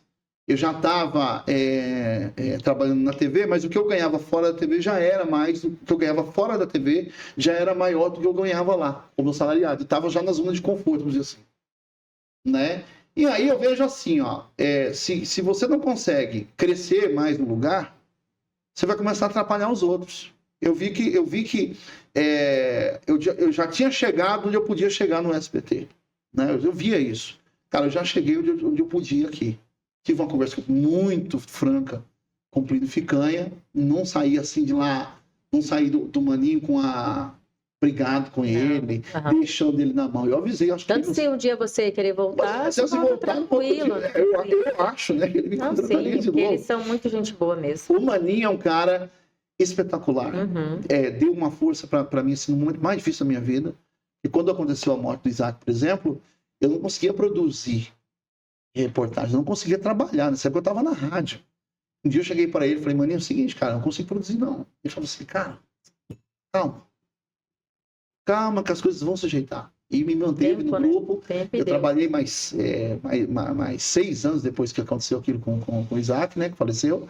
E é um cara que eu tenho uma estima muito grande. Não falem mal de mim, falem do Maninho mal. O funcionário fala mal do Maninho, eu não admito, assim, porque é um cara... É bonito ver a tua gratidão com uma pessoa que te estendeu a mão, né? Ainda mais no momento que você mais precisou. E assim, ó, o Maninho é um cara muito humano. Ele sabia que eu tava naquela situação porque tinha uma razão, né? Ele não levou aquilo pro lado, não, tem que produzir, tá? Ele, pelo menos comigo, né? Foi um ser humano sensível, né? Ele foi assim, um paizão mesmo, sabe?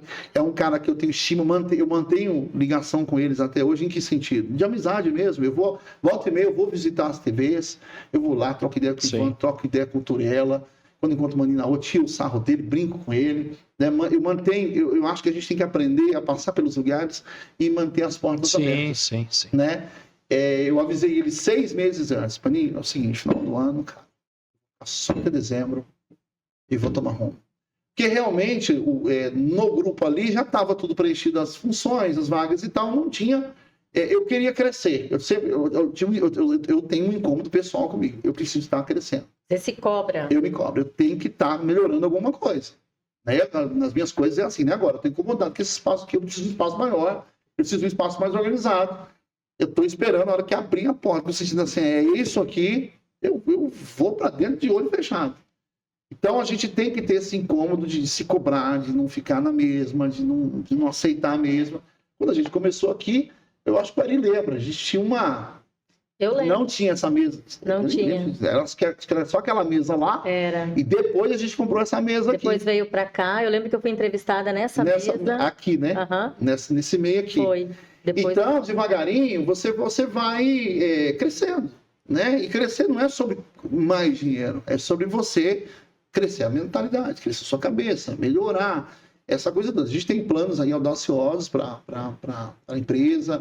Agora nós viramos empresa de fato, saímos de MEI, viramos ME, demos um passo, né? Paga mais impostos, né? Te custa mais. Está preparada para os novos que estão aí em 2026? Pois é. Eu confesso que o primeiro mês todo mundo mudou para ME, eu preciso dar aquela arrependida assim, né? Porque o imposto já é outro tipo de imposto, é outra tributação, então o MEI é muito tranquilo, né? Só que aí você olha para o teu faturamento, o faturamento está crescendo, você não pode ficar... Não, não vou aceitar o próximo passo, não vou aceitar o próximo nível. Não, cara, abraça o próximo passo. Isso aí. Né? Conversando com o Luciano um dia, ele falou assim, Roberto, se você der vontade de fazer uma coisa, vai lá e faz logo. Se der errado, você volta atrás.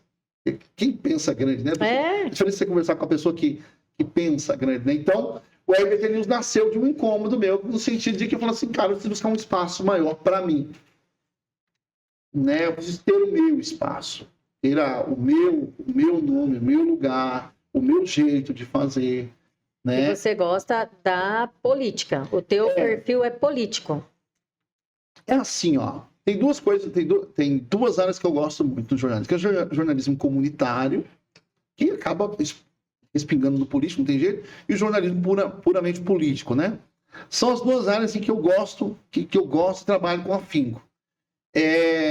Acho que Sorriso já tem uma cobertura muito grande de jornalismo factual. A gente vai começar a entrar agora nesse ramo também de factual, mas nós vamos treinar uma pessoa para fazer isso. Factual é o quê? Factual, as notícias policiais, notícias dos acidentes, as coisas que acontecem no cotidiano, do dia a dia da cidade, que tem relevância também, porque também não dá para ficar publicando qualquer coisa. Né? Eu acho que tem coisas que não merecem ser assunto. Né? A gente vai orientar muito, nós estamos treinando uma pessoa para isso, para dar esse passo agora de ter uma cobertura maior na cidade, claro, debaixo da nossa supervisão, debaixo do nosso jeito de trabalhar. Eu não gosto de sensacionalismo, eu não gosto de exagero, eu não gosto de você aumentar uma informação, apesar de todo jornalista acabar tendo uma tendência a dar uma aumentada, né? Mas a gente procura o máximo possível ser fiel à notícia. Né? Nesse campo que você atua, principalmente nessa questão política, você se sente respeitado? Ou você acha que, como você falou no início do nosso bate-papo, algumas perguntas suas ofendem ainda alguns políticos? Infelizmente, a gente tá vivendo... Existe isso? Existe. Tem político que é mimizento, né, cara? Tem político que não sei por que entrou pra política. Eu entendo o seguinte... Ligam pra você depois, sobre a matéria, dependendo da matéria? Não, mas tenta te derrubar nos bastidores, né, cara? Eu acho isso mais mais nojento ainda. Ele não tem coragem de falar É o seguinte, eu dou liberdade para qualquer pessoa me ligar. Sim.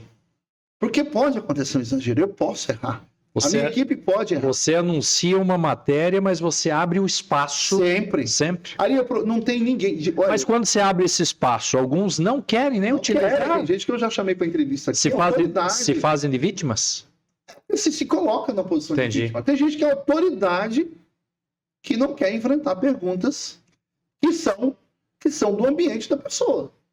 Entendi. Ah, Roberto, mas aí o que faz? Eu não faço nada. Eu aprendi uma coisa na vida. Eu não puxo o saco de ninguém ali. Certo. Eu não sei puxar o saco. Eu sei ser leal e honesto com as pessoas. Eu posso errar com você. Posso errar, porque eu acho que todo mundo nós somos seres humanos. Eu posso fazer uma notícia de uma forma que, de alguma maneira, seja errada. A abordagem, faltou apuração adequada. A gente pode errar. Agora, uma coisa que pode procurar na cidade para qualquer político na cidade. Qual foi a notícia que eu dei sem ele ser procurado antes? Qual foi a notícia que nós demos sem apuração? Correto. Né? Agora, eu penso o seguinte, se coloca numa função de autoridade. Eu penso o seguinte, vereador, prefeito, ou qualquer outro cargo público. Governador, deputado, presidente. Você está numa posição de autoridade. Paga com dinheiro público. E você não quer dar satisfação, só porque você não gosta do jornalista. A gente está vivendo uma era em que o político tem que gostar do jornalista para dar entrevista, né? Quer dizer, eu não quero que o político goste de mim, eu quero que ele dê satisfação à sociedade, ao público que nos acompanha, né? Então eu vejo com muita tristeza o que a gente vê hoje. O respeito é o mínimo, né, que você tem que ter a pessoa. Veja bem, a pessoa não precisa ter respeito por mim, não. Não é nem respeito por mim, é respeito por quem votou nele, pô. Respeito por quem votou nele. Sim. Quer dizer, você se colocou nessa. Ou alguém pegou você pelo pescoço e falou assim, você vai ser vereador? Você vai ser prefeito? Não. Agora, eu aprendi também, Ari, e a maturidade nos traz isso, que você dá oportunidade. A pessoa não quer, eu também não posso fazer nada, né? Eu não vou ficar pedindo, pelo amor de Deus, Ari, me dá uma entrevista. Ari, pelo amor de Deus, se tem uma coisa contra mim, não dá. A natureza do meu trabalho é a natureza de cobrança. Uhum. A natureza do trabalho jornalístico, porque aí tem o trabalho jornalístico e tem o trabalho de marketing. O trabalho de marketing de puxar um saco. O trabalho de jornalismo, não. E quando você tem uma matéria, você tem dados na mão ali, você procura a pessoa para falar sobre aquilo antes de você colocar a matéria no ar. Se ela não te der resposta, o que você faz? Se nós tivermos certeza, veja bem, se nós tivermos certeza que o dado está certo, vai para o ar. Vai para o ar. Sem o outro lado. Mas porque não quis falar. E eles vão colocar, olha, foi procurado, mas não quis se manifestar sobre o caso. Porque assim, se eu souber que a notícia é mentirosa, eu nem procuro outro lado. Se eu souber que a notícia é para denegrir quem quer que seja, marido, uma autoridade qualquer, um político qualquer, se eu souber que o objetivo daquela notícia é puramente destruir a imagem de alguém e que ela é mentira, eu nem vou procurar o outro lado. Aliás, eu vou derrubar a pauta. É o que geralmente eu faço. Quando aqui na cidade já aconteceu diversas situações em que chega o fato para mim, eu vou checar o fato é mentiroso. Tem que apurar, né? Tem que apurar. O fato é mentiroso. Se o fato é mentiroso, ele não pode ser noticiado. O Ari lembra de um episódio. Falta de ética do profissional. Falta de ética do profissional. Porque, veja bem, se um assunto é mentira, porque o que acontece? E aí, vamos lá. O assunto chegou para mim, os dados chegaram. Tá? Não, olha, segundo esses dados, fulano é culpado. Já aconteceu comigo. Eu pego os dados e vou checar os dados. Eu checo o documento. Sim. Eu sou de checar documento. Eu peguei a prática, inclusive, de ver se o documento é verídico. Se aquele documento procede mesmo ou não. Por quê? Porque se é mentira o dado inicial que chegou para você, não tem reportagem. Não tem. Para mim procurar. Não há porquê, né? Nem alimentar aquilo. Não tem porquê alimentar. Não, olha, fulano está sendo acusado de tal coisa. Quem está acusando? E se o Ministério Público fez uma denúncia formal, é notícia. Não, o Ministério Público denunciou o político fulano. E não tem porquê perante a denúncia do Ministério Público, que é o papel do Ministério Público também. Eu nunca tive problema com o Ministério Público e sempre respeitei. E respeito porque a gente tem que entender a função Quando nós estamos em cargos públicos, se a gente não entender a função do jornalista, do promotor, do juiz e tal, você vai estar fadado ao fracasso. Ponto. Você vai ser um revoltado porque o cara está pegando no meu pé. Não está pegando no meu pé. O Ministério Público trabalha em cima de denúncias e ele tem que apurar. Tem que apurar. O promotor recebe para isso. Sim. Ele vai apurar, né? Eu penso que quando a gente não compreende, e vocês têm que fazer a matéria, o Ministério Público lança lá uma investigação sobre a gestão do ex-prefeito Ari Lafim. Você vai ter que anunciar a matéria. Você liga para mim. Você não quer dar resposta? Olha, Roberto, eu sempre me posicionei, estou tranquilo, vamos falar, é uma denúncia, eu tenho direito à defesa, eu não devo. Não sei quem denunciou, o Ministério Público está apurando e vai abrir a denúncia, que é o papel deles. Eu acredito que a política em si, ela está bastante desgastada, Roberto, porque realmente nós, quando estamos na função pública, a gente não entende qual é a nossa função pública. Tem que entender. Né? Ontem eu estava assistindo uma entrevista de um CEO, de uma empresa renomada, eu não vou falar o nome e tal, de duas redes de farmácias a nível nacional que se uniram. Perfeito. E esse CEO falou assim, olha, o duro é que eu era CEO de uma delas, de um grupo. E quando há fusão, eu passo no outro dia a ser apenas um membro da diretoria. Eu não sou mais o CEO, porque nessa fusão os dois CEOs viraram conselheiros e foi então escolhido um CEO maior que nós. Daí ele falou assim, e como conviver com isso? Ele falou, olha, por incrível que pareça, eu aprendi a ouvir mais. Mas esse é o segredo, né? Eu, quando CEO, eu era mais impositor, porque é um perfil do executivo, lá, pá. E hoje eu tenho que chegar lá, dou a minha opinião com toda a experiência que eu tenho, mas eu estou aprendendo mais, ouvindo mais e entendendo qual é a função que você deve exercer. Se um dia eu voltar a ser o cabeça, eu volto mais maduro e mais humilde. Olha só, interessante. Né? Então, a gente aprende dentro dessa função. Agora é isso, Roberto, você, por estar no jornalismo, eu fiz essa pergunta porque a gente muitas vezes só entende que é o jornalista que pressiona, mas vocês devem receber também algumas pressões, né? A gente sofre dependendo das matérias, né? A gente sofre pressão da sociedade, porque é o seguinte, espera do jornalista certa postura. Qual a postura que se espera do jornalista? De que ele apure. Sabe? A sociedade não cobra que você... E quando me cobra isso, obviamente, isso não é minha função. Tem gente que é da política e ele quer que você faça a política por ele. Eu mando se lascar. Eu não sou político. Você quer falar mal de alguém? Você quer falar mal do Ari? Use sua rede social. Você quer falar mal do Mauro Sávio? Você quer falar mal de quem quer que seja? Fale na sua rede social. Sim. O papel do jornalista não é falar mal de ninguém. Sim. Não é falar mal. O papel do jornalista é dar notícia. Às vezes a notícia é espinhosa. É chata, mas é dar a notícia. Esse negócio, porque o pessoal esperar que eu vá bater em alguém, eu não sei fazer isso. Porque eu não sei fazer isso. Porque isso não é papel de jornalista. Bater nos outros não é papel de jornalista, não. O papel de jornalista não é bater em ninguém. O papel de jornalista é pegar um fato e noticiar o fato. Tem um fato nisso? Porque se não tem e dá a oportunidade daquele que está sendo... Mas o problema está assim, ó. Existe hoje no Brasil, e meio que está uma coisa generalizada. Não se tem mais a diferença do que a fato e narrativa. As redes sociais contaminaram, né? Tipo assim, é muita mentira, né? Eu não gosto de você. Eu simplesmente não gosto daquele político, então eu crio uma narrativa sobre ele. Hoje, infelizmente, a narrativa vale mais do que o fato. Que às vezes a narrativa chega para mim e eu pego a narrativa e vou checar a narrativa. Não, peraí, seja narrativa, isso não é fato. Cadê? Tá aqui o dado. Quando você pega o dado e confronta dado com narrativa, você vai perceber que o fato, que a narrativa não procede. Aí você tem que escolher. Ou você é jornalista, ou você é militante político. Quem gosta de narrativa é militante político. Eu não sou. Olhando para a câmera aqui, ó, coloca a câmera na minha lata aqui. Eu não sou militante político. Não espere de mim ficar puxando o saco e nem batendo nos outros gratuitamente. Eu não sou político. Não sou. E não adianta esperar essa postura de mim. Mas é porque recebe a publicidade da prefeitura. Engraçado, né? Eu sei porque G1 também recebe, eu não vejo ninguém falar isso. Vai falar isso para o G1, vai falar isso para os sites grandes, para nós que somos pequenos, às vezes, na cidade. As pessoas esperam que a gente seja um militante político. Eu não posso ter bom relacionamento com o prefeito ou com o ex-prefeito, que nós devem estar pagando para ele. Não, gente, veja bem, a gente é profissional. Vocês têm que aprender uma coisa, vocês precisam aprender uma coisa. A gente é profissional de imprensa.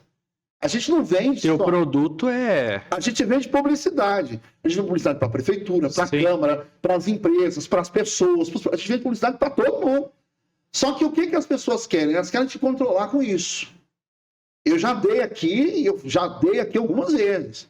Não tente me controlar com PI. Não tente me controlar com esse negócio. Ah, Roberto, você é doido? Eu falei assim, não. É porque é o seguinte, Ari, eu sou eletricista também. Eu trabalho na roça. Eu não tenho apego a absolutamente nada. E você tem um Deus que te acompanha. Então, assim... E foi criado na pancada. Foi criado na porrada. Então, quando o cara vem com uma ameaçazinha de tirar a API... Pode tirar. Primeiro que eu já aprendi como é que o jogo funciona. Ah, vai tirar a API do Roberto? Oh, beleza. Você que aguenta a pressão que você vai sofrer de quem é parceiro do Roberto Santos. Porque o Roberto Santos não anda sozinho mais. E tem isso também. A gente devia ser bobo. A gente devia ser bobo. Antes, quando você caminha sozinho, qualquer um chuta a tua canela e você tem que estar quieto. Não, filho. Depois você aprende a caminhar, você tem seus parceiros também. Sim. Ah, eu vou te processar. Tranquilo. Deve ter 3, 4 advogados que advoga de graça para mim hoje. Sim. Ah, Roberto, como que é isso? Eu aprendi que você, no mundo, não pode ser bobo. E nem ser bonzinho. Porque todo bonzinho estraga o rolê. O bonzinho ferra todo mundo. Porque é o seguinte, Ari, o que acontece? Político, tá na função pública, tem que dar satisfação para a comunidade. Ponto. E o Roberto Santos não tem obrigação nenhuma de estar na frente do político aqui e ficar floreando a cabeça deles em que ele é maravilhoso. Todos os políticos que sentaram nessa mesa enfrentaram duras perguntas. Mas porque eu tenho raiva deles? Não. Menos eu. É. Você tá bravo? Sempre me aliviou. O pessoal tá vendo, né? Mas eu sou tranquilo, Roberto. Uma entrevista que nós tivemos aqui com o Ari. O Ari que eu tenho. Tem pergunta. Profundo respeito, profundo carinho, porque é um cara que sempre me deu uma força. Quando ele estava à frente como prefeito, em nenhum momento não nos atendeu aqui, né? Sendo prefeito já era prefeito há quase 6 anos. Eu acho muito estranho um político acabar de chegar e você já sentiu o rei na cocada preta. Peraí, meu filho, você acabou de chegar. Ah, mas isso não tem. Você acabou de chegar. Então, assim, hoje, esses dias, né, me bateu tava você aqui, o Caleb aqui, né? E aí cai. Se você não nota, se você não percebe, né? Eu falei, poxa vida, cara. Não é o que está sentado na minha mesa aqui, né? O ex-prefeito de Sorriso, o atual prefeito de Boa Esperança do Norte. Depois eu já recebi o prefeito de Sorriso aqui no outro dia, né? E, poxa vida, olha o nível de respeito que a gente alcançou dessas pessoas. Sim. Né? Porque, obviamente, se vem aqui nos dar entrevista, é porque o mínimo de respeito tem pela gente. Que você, né? Então, assim, você recebe autoridades aqui, aí chega ontem, mandou entrevista. Você pegou, cara, essa função pra quê, bicho? E por que eu não fui pra política ainda? Porque talvez eu não tenha realmente essa maturidade. Eu tenho dificuldade de ter gente me cobrando aqui na minha mulher. Minha mulher já fica na minha cobrança em mim, então tem 200 mil pessoas numa cidade cobrando, chamando de vagabundo às vezes. Você tem que ter maturidade para isso. Então, ou então não entra. Então talvez um dia eu tenha maturidade suficiente para me colocar na posição de político. Eu não sou político. Mas se eu me colocar um dia nessa função, eu estarei disposto a dar todos os esclarecimentos que a população pedir. Sim. Porque é da natureza do serviço público que a publicidade, a transparência. E eu vou te falar mais. É a natureza do político em si responder processos. Você não precisa ter medo quanto a isso. Você vai responder. Não tem jeito. Porque você é responsável. Secretário é responsável por um exército. Você tinha quantos funcionários na sua pasta, na sua secretaria? Uns 200 e tantos. 250. Você acha que se lá na ponta fizer cacaca, roubar lá na ponta, a secretária responde, abre um processo. E vai refletir em quem? No prefeito. Tem passando por fiscal, né? Então, os processos da vida pública, não tem jeito, você vai... eu sou limpo. Não quer dizer que por você estar respondendo processos, você é um bandido. Sim. Não precisa ter medo. Tá aqui, saiu uma matéria, eu quero falar. Exatamente. Não faço parte disso, nunca fiz. Mas por que você não evitou? Como que evita? Eu já vi todo 6 mil funcionários. Eu tenho visto todo tipo de bizarrice na atualidade. É político que se incomoda com a foto dele nas matérias. Eu tô vendo isso agora. Ai, a minha foto. Ué. Não tem, o Alberto tá brincando. Não, gente. Não, meu Deus. Sorriso não. Por que colocou a minha foto ali? Por que tá a minha foto? Eu não gostei do meu cabelo. Não. Roberto, deixa eu aproveitar e agradecer mais uma vez. Eu vou fazer uma pergunta. Então vai lá. Gente, é o seguinte, eu dou meia hora de bônus pra você. Eu vou fazer uma pergunta, porque eu gosto de ler os comentários, né? E eu quero fazer uma pergunta que eu acho que vai interessar muita gente. Por que quando se coloca uma matéria, alguém sofreu participou de um acidente, alguém teve briga, alguém não sei o que, alguém fez alguma coisa, alguém. Por que na matéria, isso é geral, tá? Sim. Tem algumas, tem matérias que coloca-se o nome da pessoa que cometeu o fato, e tem matérias que não colocam o nome. Aí eu vejo lá, é porque é filho de papai, é porque o fulano é fulano de tal, não coloca o nome. Porque não sei o quê, um ladrão de galinha coloca o nome. Quando é alguém mais não sei o quê, não coloca o nome. Por que acontece de colocar às vezes e às vezes não colocar? É que depende da temática e depende do nível de apuração daquele fato. Porque, veja bem, não é porque o delegado falou que alguém está preso, que alguém cometeu um crime, que o jornalista tem que publicar que o cara cometeu o crime. Vai ter uma investigação nesse processo. Sim. Enquanto toda pessoa é inocente, até que a lei prove o contrário, até que ele seja julgado e condenado. Essa lei é levada a sério? Não. Né? E tem muitos jornalistas que desconhecem essa regra. Tá? Durante a faculdade, a gente aprende, tem um semestre inteiro de legislação e ética jornalística. Veja bem, para colocar o nome de alguém na matéria, você tem que ter certeza que ela cometeu aquilo. Mas certeza. Porque se amanhã ficar comprovado que essa pessoa não cometeu aquele crime, ela pode... Ela responde... Você pode responder. O míssil vira, né? O míssil vira. Ótimo. Então, colocar foto e imagem das pessoas em reportagem, a não ser que a pessoa seja pública, a imagem dele, ele perdeu o direito de imagem. Sim. Perdeu. A pessoa tirar uma foto ali na praia, de sunga, ele não vai poder falar nada? Ele não vai falar que é bonito. Não vai poder falar nada. Por quê? Pessoa pública. Já pensou meu olhão? Com esse cabelo comprido de sunga na praia? Mas apaga a memória. Apaga e é pensamento. Quando a pessoa não é uma pessoa... Quando a pessoa não é pública, ela tem direito à intimidade, ela tem direito de imagem, uma série de coisas. Se você acusa ela de uma coisa que depois a polícia comprova que ela não cometeu o crime, a polícia volta atrás... Você pode responder. Não, eu pergunto isso porque eu vejo muitas... As pessoas reclamam. Falando, então é bom, já que estamos tendo oportunidade com um jornalista aqui profissional, é bom a gente esclarecer, né, essas dúvidas que acontecem. Para publicar algo, já bem, primeiro que para publicar fatos tem que ter certeza que o fato ocorreu. Ponto. Para acusar alguém de um crime, tem que ter certeza que ele cometeu o crime. O que eu faço? Se a pessoa não foi julgada e condenada ainda, já não isso com uma imagem. Porque senão você corre o risco de acontecer. A gente estuda isso durante a universidade, né? Tipo assim, você expõe alguém hoje. Não, e a LGPD está aí, a Lei Geral de Proteção de Dados. Mas a LGPD é quando você invade dados, sistema público, né? Dados pessoais, essa coisa, mas a gente está falando do direito à imagem, do direito à intimidade, do direito a uma série de coisas que a pessoa tem. Direito de imagem, por exemplo, a pessoa que é pública não tem esse direito, assim, a não ser que a pessoa pegue ele num momento dentro da casa dele que não devia ser publicado. Entendeu? Então, eu tenho a imagem de um político, e aí é muito relativo, de um político numa situação vexatória dentro da casa dele. Dentro da casa dele é intimidade. Agora você está num barzinho tomando um chocolhinho... Ele faz uma besteira. O Ari vai aqui no bar da cidade. Você não pode. E ele briga com alguém. Acabou, cara. Ah, vai virar matéria. Vai virar reportagem. Então não tem jeito. Então, existe, não é uma questão de relatividade, é uma questão de lei. De ética e lei. Se você expõe a pessoa antes dela ser... inclusive, a gente tem esse cuidado.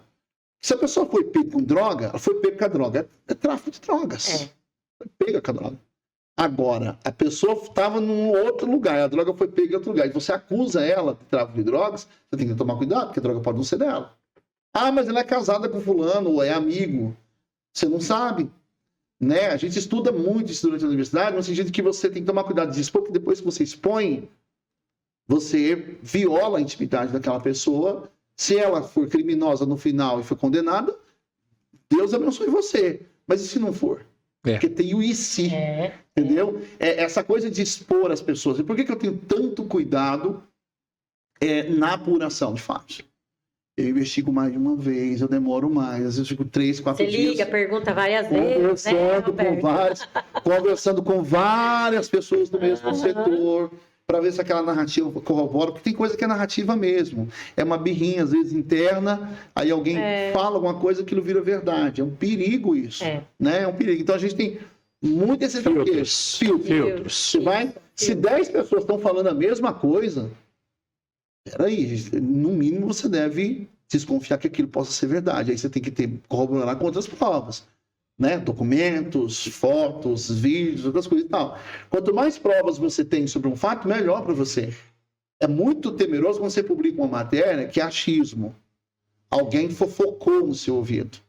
Você não fofoca, não se publica. É perigoso. Entendeu? Né? Fofoca não se publica. Porque se você publica fofoca, o feitiço vira contra o feiticeiro. Beleza, você consegue uma audiência na hora. E o processo depois? É abstrato. Aquela coisa, meu amigo, tem justiça para isso, não é assim. Jornalista não dá... a liberdade de expressão não dá você um cheque em branco para você arrebentar com a imagem, com a vida de quem você quiser. Não funciona assim. Liberdade de expressão tem liberdade de expressão do jornalismo especificamente, que é profissão, que é diferente do que a gente tem hoje, que o cara é influencer e diz que é jornalista. A gente precisa separar as coisas. Influencer não é jornalista, pô. E a gente tem umas coisas hoje, gente, um monte de gente querendo divulgar fatos como se fosse jornalista. Ele pega a narrativa de um lugar, republica, e o outro lá vai lá e republica, quando vê uma mentira repetida muitas vezes, ela vira uma verdade. Você que é jornalista formado, Sim. Isso não tem regras para ser colocadas? Porque não tem algo que barre isso? Por exemplo, um influencer, ele vai ter um tipo de... abordagem. Tipo de abordagem. O jornalista já é mais o profissional. Não deveria de ter uma legislação, ou tem uma legislação que rege assim, sobre isso? E por que não é cumprido e por que não... Tipo assim, tem a legislação. O que acontece é o seguinte, primeiro nós temos um problema com o nosso povo. Nosso povo é pouco escolado e ele tende a não perceber a diferença entre uma notícia e uma mentira. Então a gente esse é um problema. Nosso povo é pouco escolado. Nosso povo tem pouca leitura das coisas, né? Então ele compra muito fácil. É que hoje as pessoas nem clicam na matéria para assistir. Ele fica né? Ele pega o título ali, ele entende que é aquilo. Muita gente está usando de técnica de clickbait, por exemplo, para chamar a atenção para o clique. Né? O STF fez um desserviço à nossa profissão.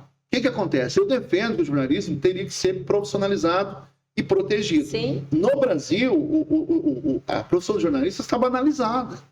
Porque para ser jornalista, você não precisa nada. Você precisa pegar um microfone, uma câmera e ir para a rua. E ter a formação. Não precisa ter formação. Não tem exigência mais. O STF derrubou a exigência do diploma de jornalista. Eu resolvi ter o diploma porque eu entendo que quando o cara vem bater de frente comigo, eu falei, tá bom, querido, só que é o seguinte, você está mexendo com um cara que sabe o que está fazendo. Entendeu? Porque já teve casos do que eu dei o rir do cara. Falou, eu sou carteira profissional. Eu falei, você quer que eu esfregue o diploma na sua cara? Porque o cara vai perder essa carteira profissional aqui, que meia dúzia exige, que ninguém liga para isso aí. Ninguém liga para isso aí. Entendeu? Aí eu falei, não, querido, você quer que eu faça o quê? Que eu te mande o print do meu diploma de jornalista? Eu não preciso dessa carteira que você está falando aí não, filho, para trabalhar não. Essa regra nem existe. Existe para manipular meia dúzia de jornalistas que quer ficar ligado a um sindicato.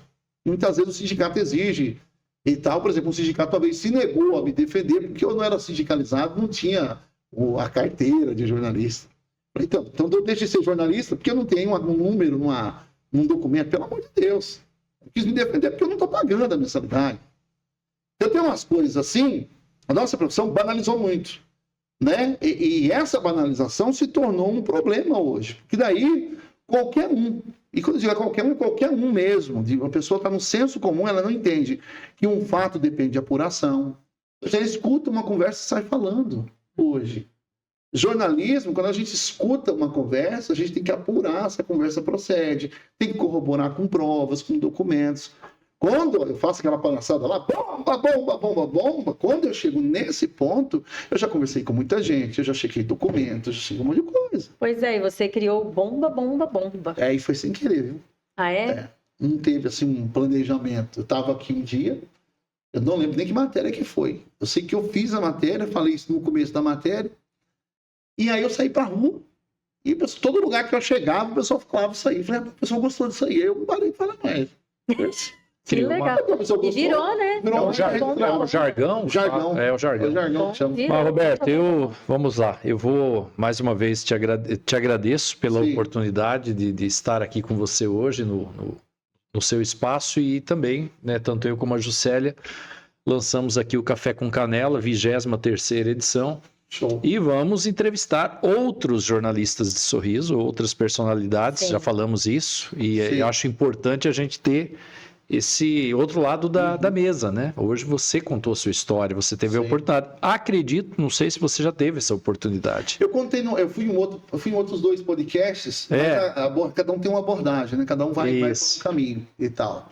Mas eu dou liberdade para as pessoas tocarem no assunto. Não, fico feliz por você. Não, nosso objetivo principal do Café com Canela é expor a história das pessoas, né? Porque o Roberto é conhecido, né? Sim. Mas muitos não conhecem a sua história.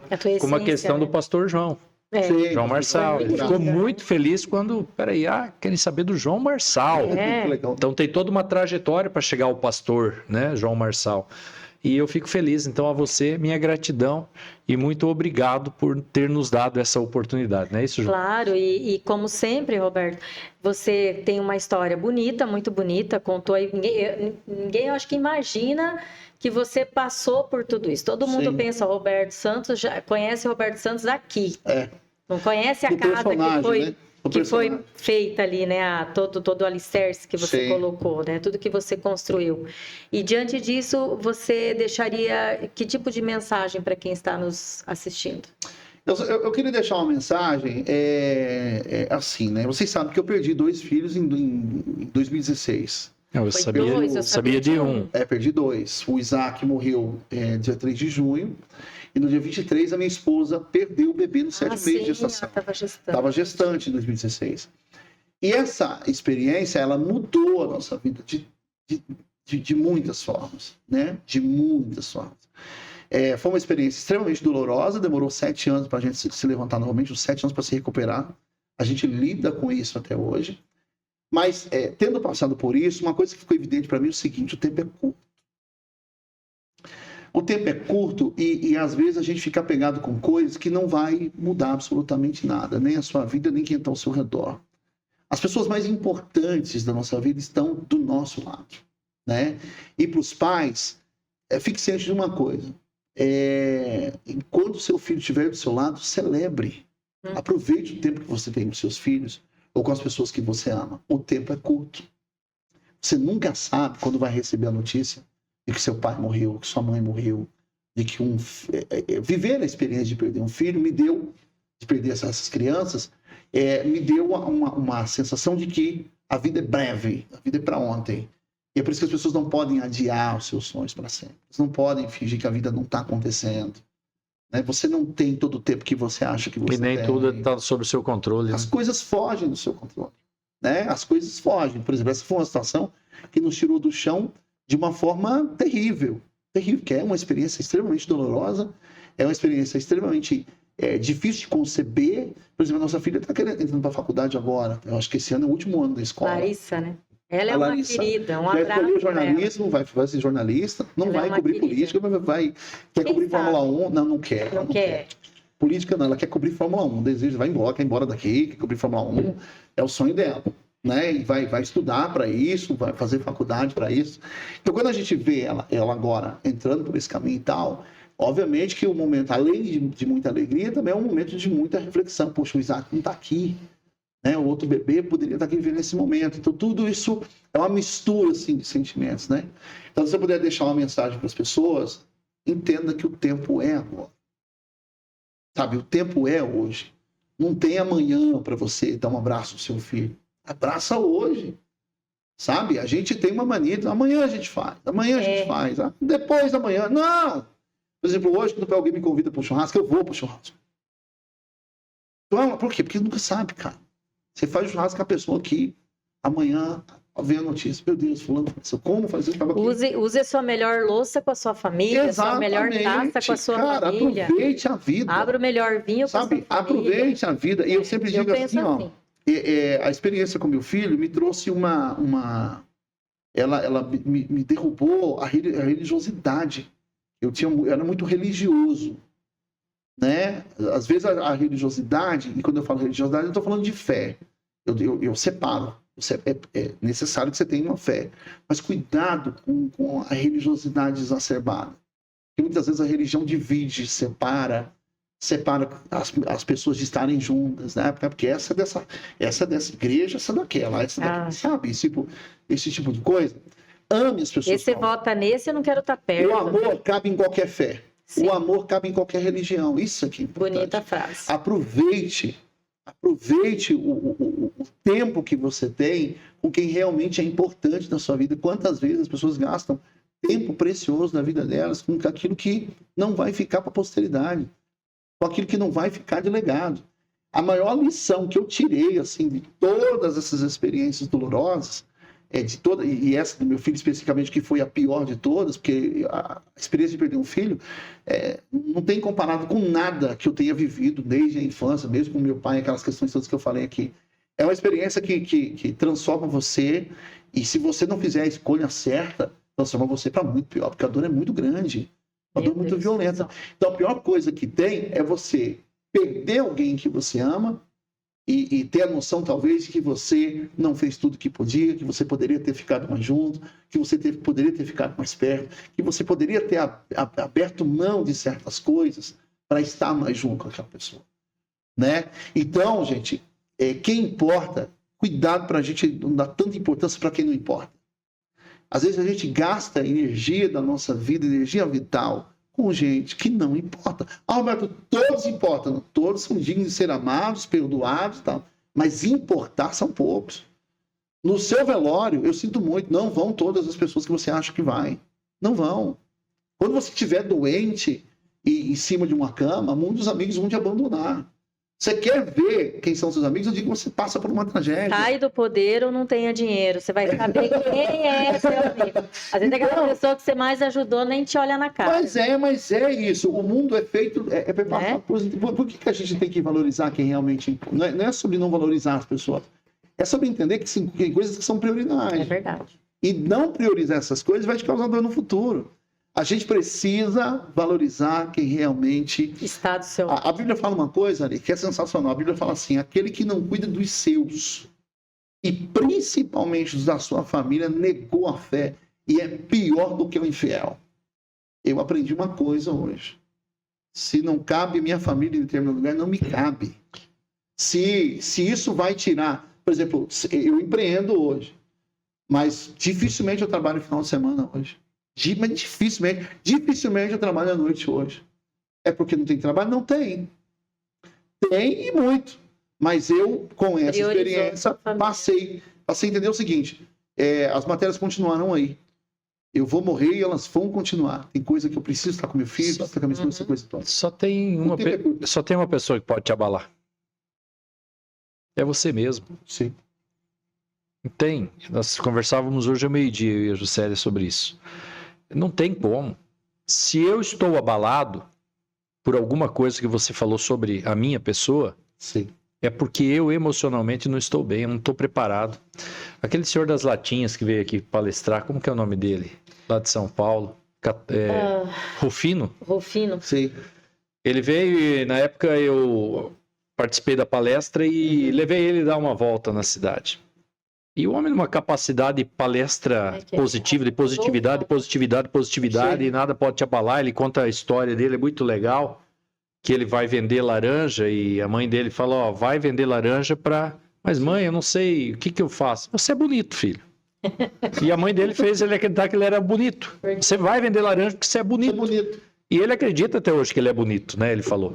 Ele é bonito, eu sou bonito, porque a minha mãe falou. Geraldo Rufino. Geraldo Rufino.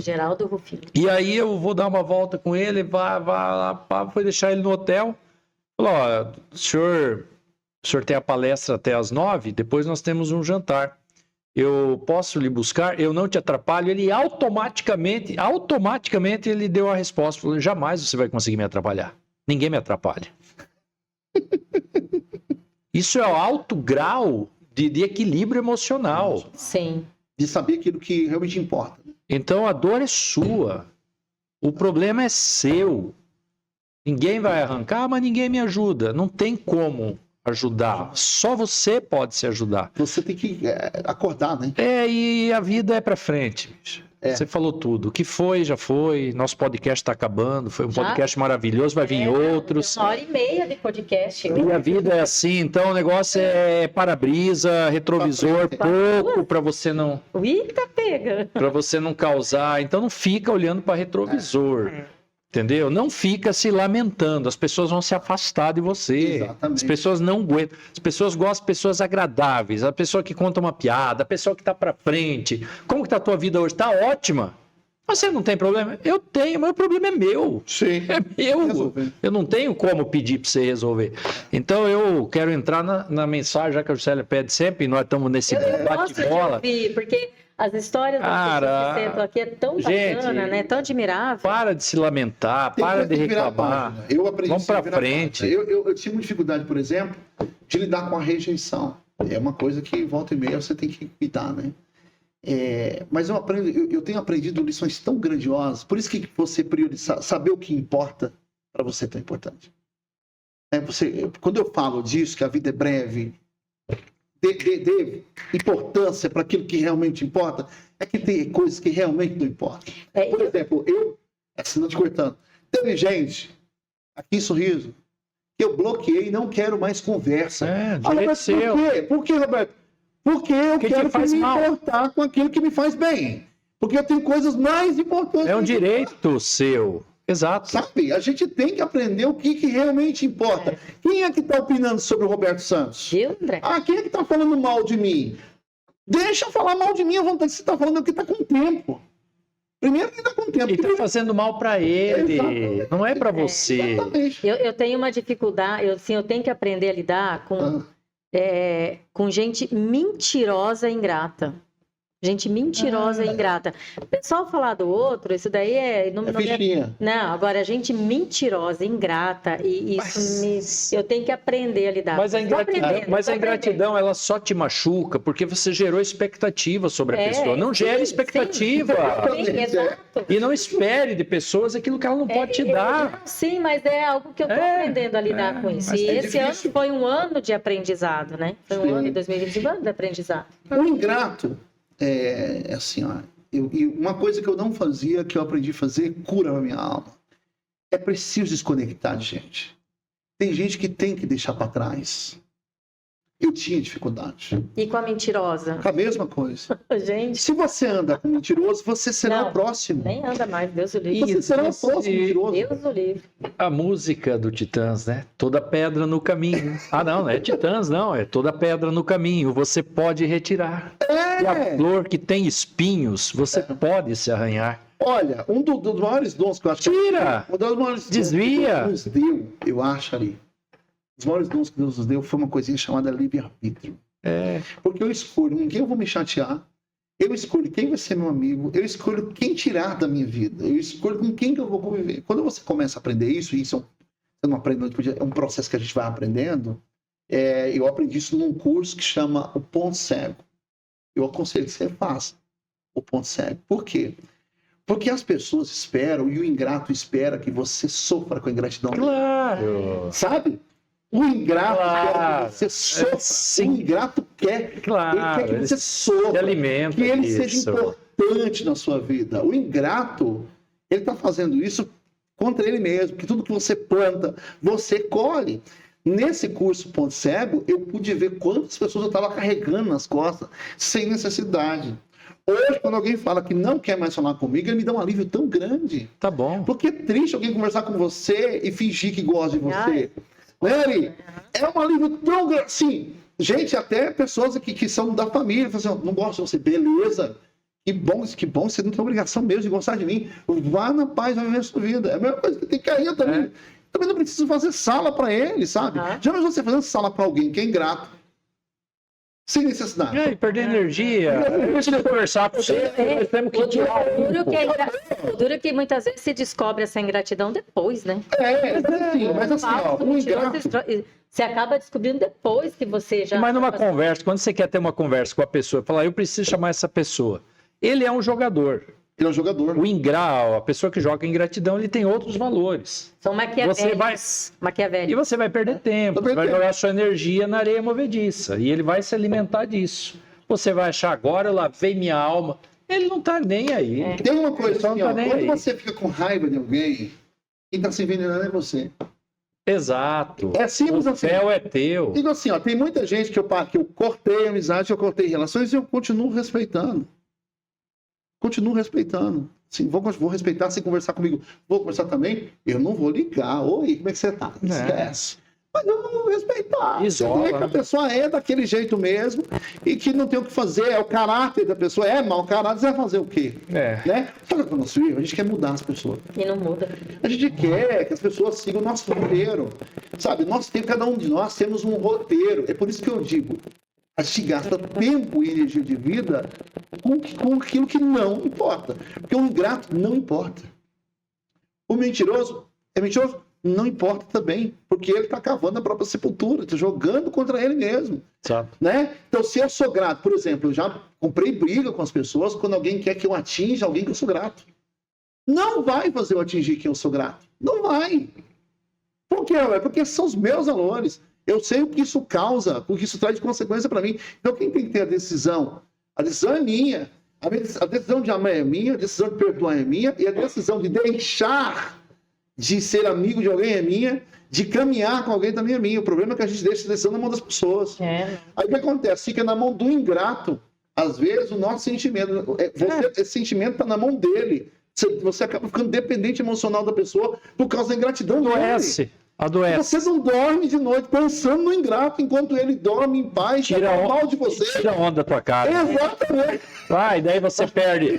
Você vai destruindo todo o ambiente em volta, triste, amargurado, não convive com os próprios, porque ele tá só reclamando daquilo. E não porque aquela pessoa... Porque o contamina, você acaba se contaminando, e detalhe, tá? Destrói tudo em volta. Sentimento ruim que você absorve do ambiente, você desconta em quem você ama. Porque não tem como. Você não pode, não tem como. Você está contaminado com uma coisa, né? A Bíblia fala o quê? Que sai da boca do homem, isso contamina o homem. Quando você está contaminado com sentimentos ruins, o que vai sair da sua boca? Não tem como jorrar coisa boa se você está contaminado com sentimentos ruins. Porque o ingrato também é digno de perdão. E a gente precisa ser grande nesse sentido, né? Eu vou falar pra você, tenho a mesma dificuldade que você. Eu tenho dificuldade com ingratidão. Mas nesse curso Ponto Cego, o que eu estava fazendo? Eu dava importância demais o ingrato, a ponto de carregar o ingrato nas minhas costas, a ponto de o ingrato interferir nas minhas decisões. Porque não se engane, todo sentimento bom ou ruim que você tem pelas pessoas, ele interfere em algum grau nas decisões que você está tomando no dia a dia. E eu achei aquilo um absurdo, que eu não imaginava que as pessoas podiam interferir na nossa vida nesse grau.